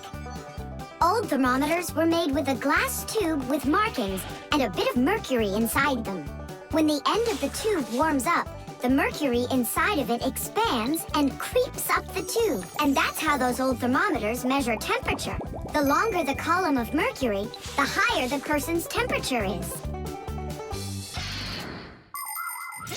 That means I need to warm up the end of the thermometer. Thomas, you're a genius. But how will you warm it up? Finally, I found it.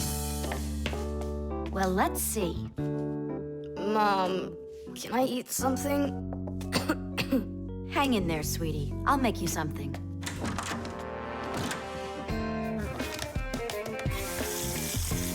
Ooh, that is hot. Now there's just no way it won't have the temperature. Hey, what are you doing in here? Well, how high did you get it? 108 is what it's showing. Oh no! With a temperature that high, they'll send you straight to the hospital, and you don't need that. You'd better shake that thermometer. Yeah, that's what I'll do. That'll get the temperature down a little.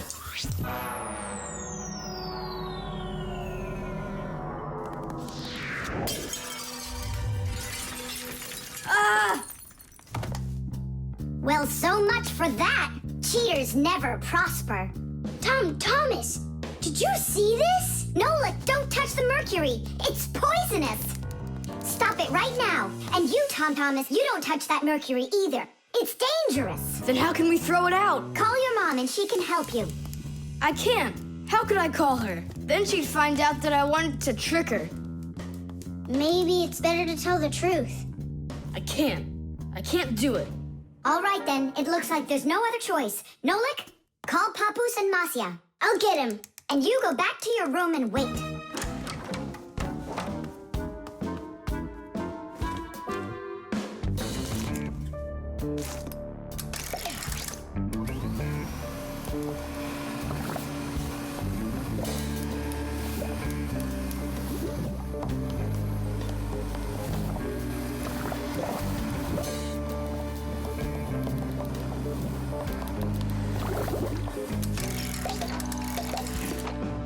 Looks like this whole job is done. Not yet. We still need to neutralize this mercury. In everybody's home, there's all sorts of chemicals around. They are used for cleaning dishes, clothes, the bathroom, and dealing with pests. And all of these substances can be very harmful to human health. But some people don't seem to understand this. They might use a dangerous spray or a poisonous liquid and then forget to wash their hands afterward. And then they go and eat or rub their eyes with their hands. That can cause serious damage to their vision or stomachs. And never put anything into your mouth that looks like medicine, unless your parents or a doctor gave it to you. And if you ever happen to find something on the ground that looks like a piece of candy, you must never put it in your mouth. You can get poisoned that way. Oh, humans. If they'd only remember this simple advice, they'd stay safer. And what do we do with the glass that's broken? That job's not for Fixies. Tom Thomas, we cleaned up all the mercury. And the glass, too? No, not the broken glass. But will you? Papu said that it's not our job. He told us you have to get your parents to come and help you. That part's your responsibility. Here's some food for you. What's the matter? Mom, I broke the thermometer. Broke it? Did you cut yourself? No, The mercury, did you touch it? I didn't. Simka, you think he'll tell her the truth? And where did you break it? The bathroom. Why did you go in there? I wanted to trick you. I have a test, and I didn't study for it. And now it's too late for school, The spare part.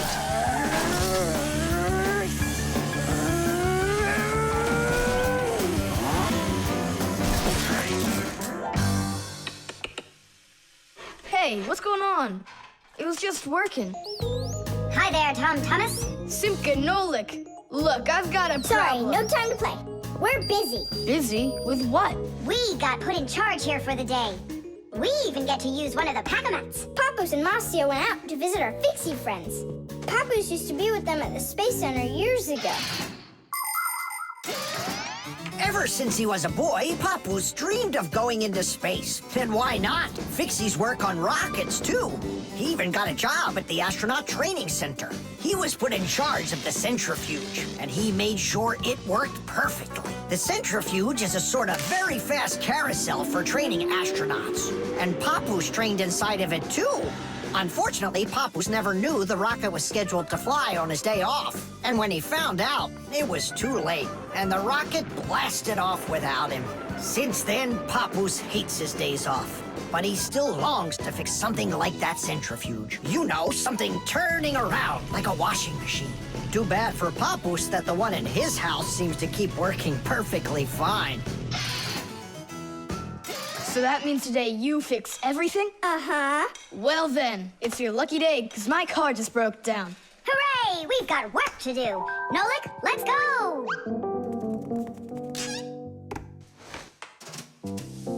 Well, what broke down here?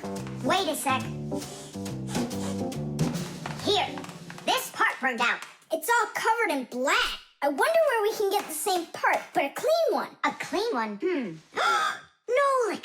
Genius! There's the same exact part inside the dishwasher. We can take it from there. Come on!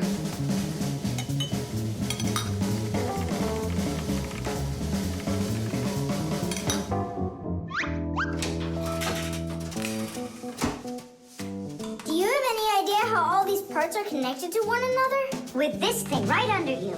It's a special part called a circuit board. A circuit board's made like this. First, the board gets covered with a thin layer of metal. Then, paths are laid onto the board where the electricity is going to flow. After that, all of the extra metal is washed off of it with a special cleaning liquid, leaving the metal paths that were drawn on the board. These paths work just like wires to connect the parts on the board to each other. And then all that's left to do is attach those parts to their places on the paths. Pull it! Tadish!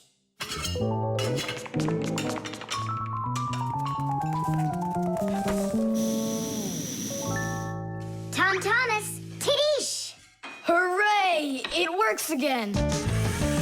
Tom Thomas, I'm about to start the dishwasher. Are there any dirty dishes in your room? Nah. Slow down! Slow what down? Slow down your mom. We took the new part out of the dishwasher, see? Mom, wait! Don't start it! You need to put in this one, dirty cup. Nolik, follow me. Inside the TV's the same part.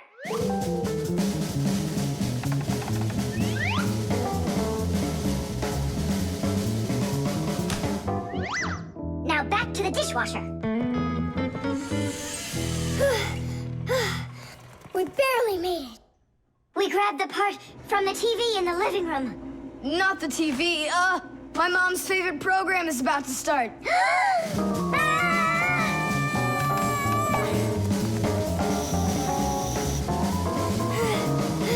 The television is working now. And where'd you get the part for it? From your dad's computer in his office. Hi, everybody. I'm home. Hi, hon. Are you ready for dinner? In a bit. I've got to finish a little work on the computer. Simka, hurry! Where else can we find that part? Stop. That's enough running.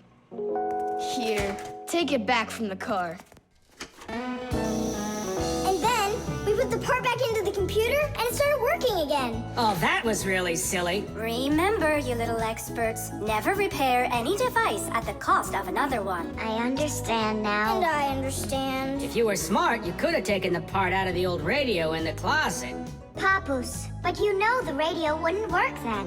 That old thing hasn't been working for years. Marcia and I have pulled out half those parts already. The Electric Kettle.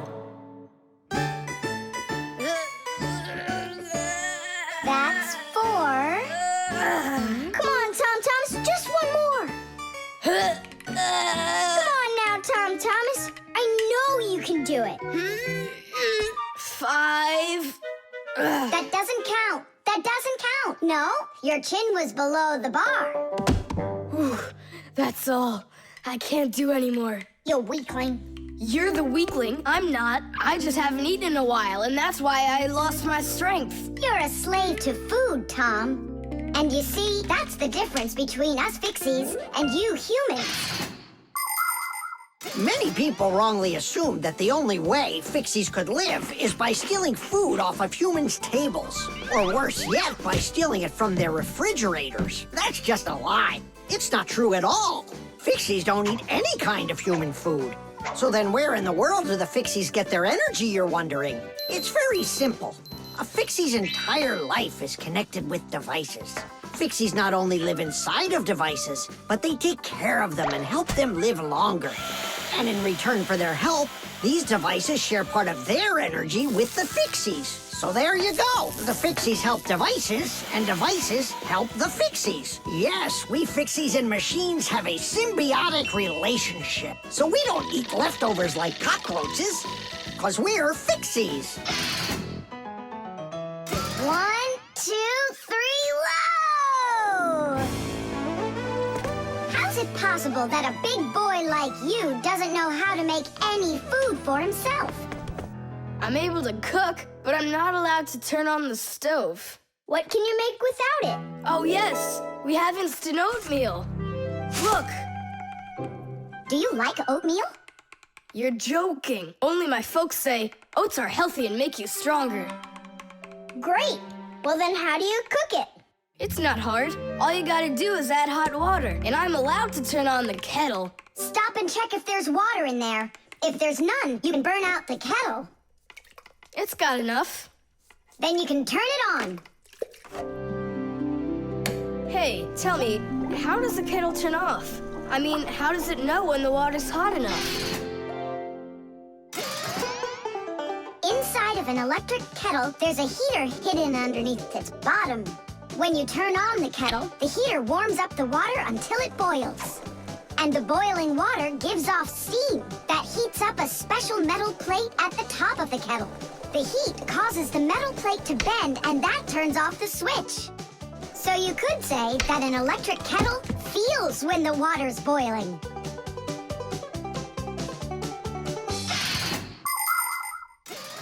Okay, now I understand. Hey, why do you need 3 bowls? You don't need to make any oatmeal for us. It's not for you guys. It's for my mom and dad. Start out here. No! Keep pouring into this one. And I say pour it here. And I say first you should pour it into mine. Oh, Nolik, where are you? I'll find him. Hang on, I'm going in. Ah! Simka! She was right over here. Nolik! Over here. Simka! Here. Nolik! There. Ow!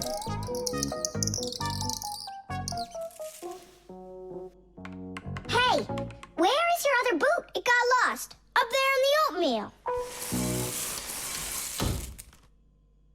That must be your parents. Let's get out of here. Hey, and what about your shoe? Don't worry, I got another one. Hi, Tom Thomas, we're back.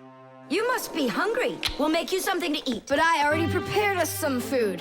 And the water's already hot. Wash your hands. Tom Thomas, don't touch that kettle if it's hot. I don't want you to burn yourself. Yum, yum, yum, So yum. today we're eating oatmeal for dinner. Delicious. Maybe you have something else? Why something else? You're the ones that say that oatmeal's great for you and that it makes us stronger. Well, yeah, that's what we say. I'm glad that our son pays such careful attention. Isn't it delicious? Really? Huh. What's that? Oh, look, you found the boot, Dad. What? It's nothing. Just eat your food and don't get distracted. I'd like to see that oatmeal all gone, okay? And whoever doesn't finish won't get any candy. SMS.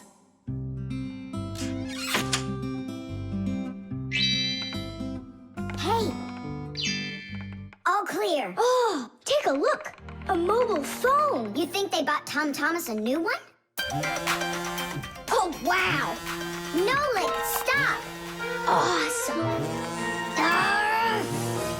Turn around. Oh! Tom Thomas, help us, please. We're trying to save your telephone. That's not mine. Oh, Katya left it behind. Katya! Katya! She's gone. It's too late. Oh, an SMS just came in. You won't read it, will you? Of course not. But what if it's something important?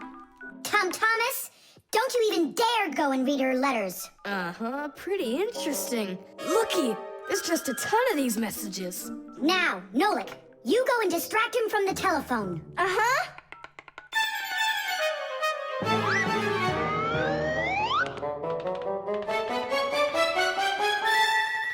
Chisaka, hey! It's me, your buddy Nolik.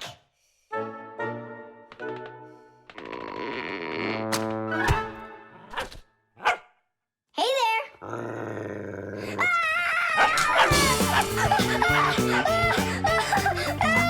Chisaka, cut it out.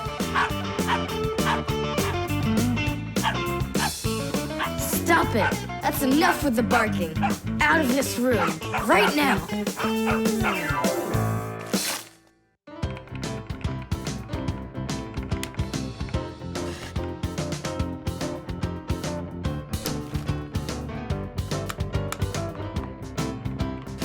Done. Well, power's off now. Huh. What's up? It stopped working all of a sudden. Oh, it looks like you've broken it. What? No way. You did too. Well, Tom Thomas, now you'll have to give Katya her phone back like this. I just don't get it. It happened because you were reading someone else's mail. It was just an SMS. An SMS is no different from a letter. It's only shorter. People send SMSs through their mobile phones. And that's why looking inside someone else's phone and reading their SMSs is just as rude as reading someone else's mail. And that's why when we Fixies work inside of a phone, we always put our headphones on when a call comes in, so we won't overhear people's private conversations by accident. It's just the polite thing to do. I promise I won't read anyone else's messages. But that's not gonna make the mobile work again. Now what? Tell him the truth? Don't you worry, Tom Thomas, because we turned the phone off. And now we'll turn it back on.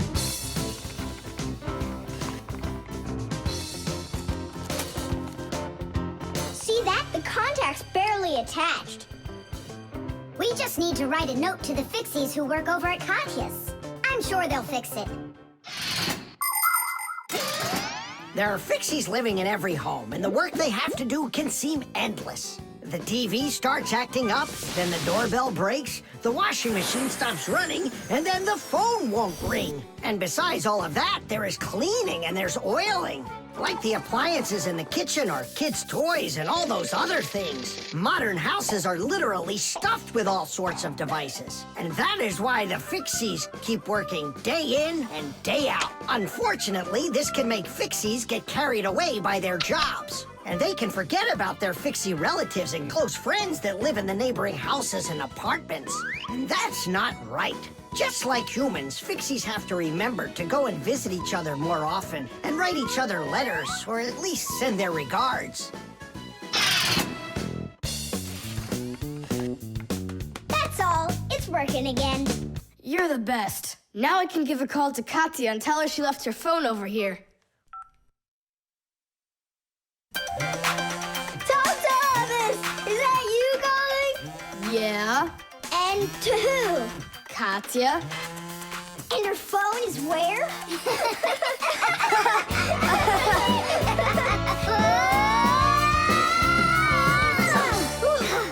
Thomas, good catch. Boy, you're fast. Just like a... Like a Fixie. The balloon. No way. You'll miss for sure. No problem.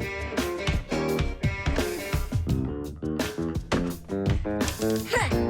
Anybody can do that. But I bet you can't do it if you tried bouncing the ball off the floor first. Just look. Oh, what are my parents gonna do to me? Maybe we should call Simka. Simka! And what's Simka gonna do to us when she sees this? So, got yourself in trouble, huh? You shouldn't be playing with a ball inside. And now we have your lamp to fix. But how? Only my dad can reach all the way up there. Why just your dad? You have a hot air balloon over there. That doesn't fly. It's just a toy, see? Well, it might be just a toy to you, but for us Fixies, it's absolutely real. If an object is lighter than water, it floats up to the surface. And in the same way, if something is lighter than air, it floats upward. Did you know that hot air is lighter than cold air? Well, it is. And that means if you warm up the air in a balloon, it will float up. Hot air balloons use special gas burners to heat up the air inside of them so they will get lighter. And the bigger the balloon, the more people it can take up into the air. I know what you're saying, but where do we get a burner? You think Fixies don't have their own burners? Huh! Sure we've got 'em. Bring it down here, and I'll go talk to our parents. No, no, and no. The human child must never see us. Listen now, Simka. We already don't approve of him seeing you and Nolik. He won't look. Papas, please. You're the one who told us how you dreamed of flying since you trained to go into space.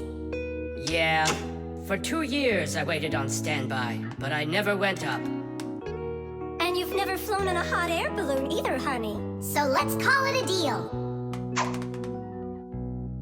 I talked them into it. There's just one condition. You can't watch. Okay. You can come in now.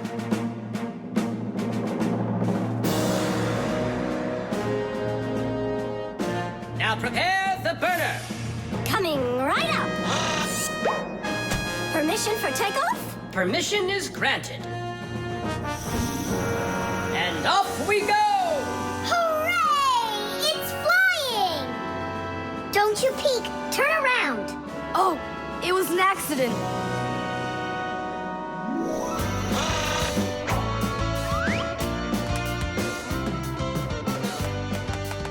I'm going to evaluate the damage. Maintaining proper altitude.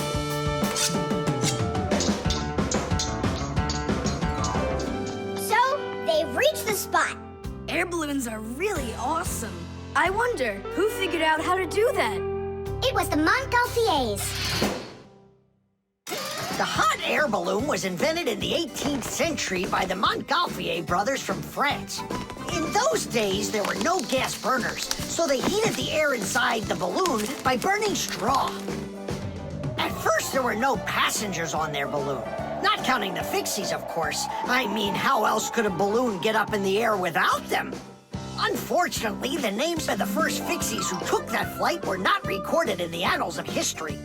Following the Fixies' flight, the next passengers were animals: a ram, a rooster, and a duck.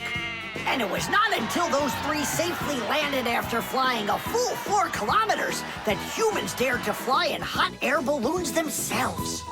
Ever since their invention, hot air balloons have also gone by another name: Montgolfiers.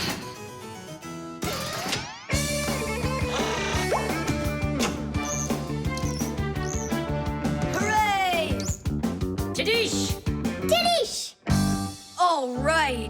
Simka, please let your parents know that I'm so very thankful. Okay, by the way, now you can turn around.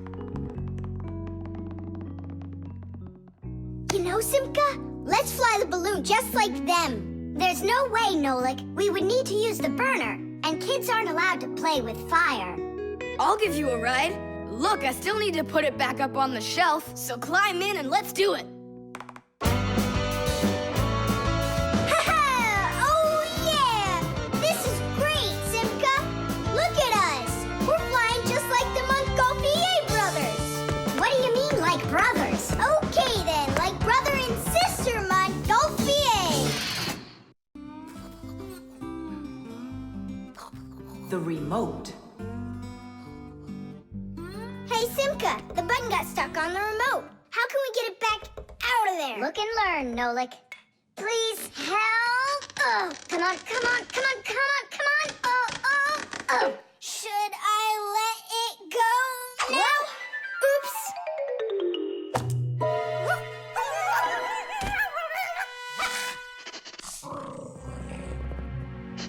Nolik, hide somewhere.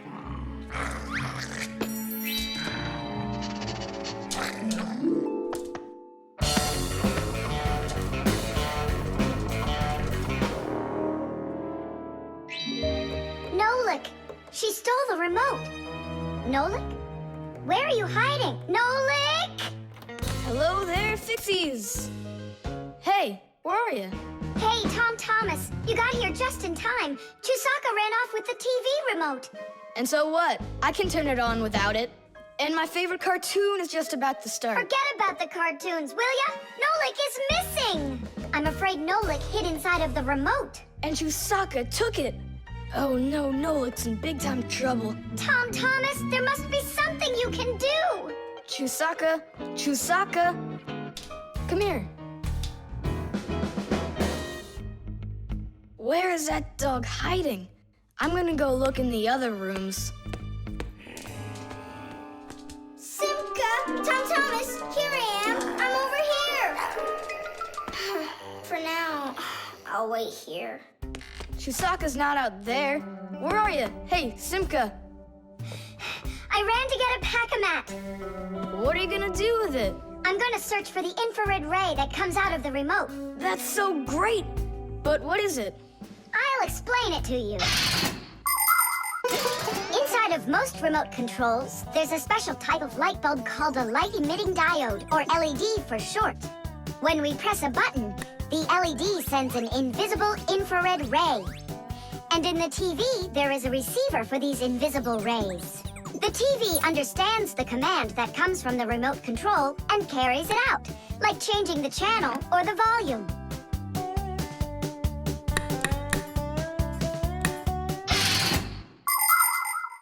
If the rays are invisible, then how is it possible to see them? In the pack-a-mat, I've got these special goggles that can help me.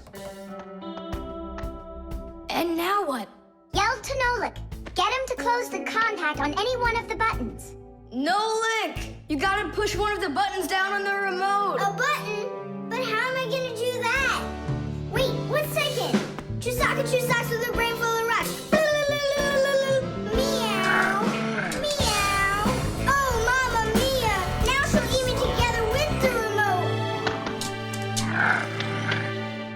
Nothing for you here. But here's something. There he is. He's over there. Chusaka. So you want to play tough? All right then.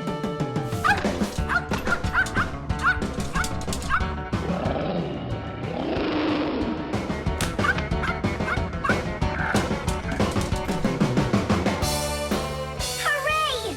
You're in one piece. How did you find me? By looking out for the remote's rays. It's just a shame it's impossible for me to see him. What are you saying? You can! If you want to see infrared rays, all you have to do is look through a digital camera. Try it for yourself. Turn on the camera on a mobile telephone. Now go ahead and press any button on the remote control and point the camera toward the front of it. You'll see a bright dot on the screen of the camera. That's the light-emitting diode working. It's letting off a special light that can't be seen by the naked eye. It's also possible to point the remote control at a mirror. And then through the camera, you can see how the light-emitting diode turns itself on. So what that means is that invisible rays bounce off of a mirror in the same way that regular light does. So you can control the TV by bouncing the light from a remote control off of a mirror. You don't believe me? Then go ahead and try it yourself. By the way, if your toys weren't all stuffed under the bed, we would have found the remote without the goggles. Don't worry about it. When the cartoons are over, I'll put him away. So, you done watching? Time to clean up.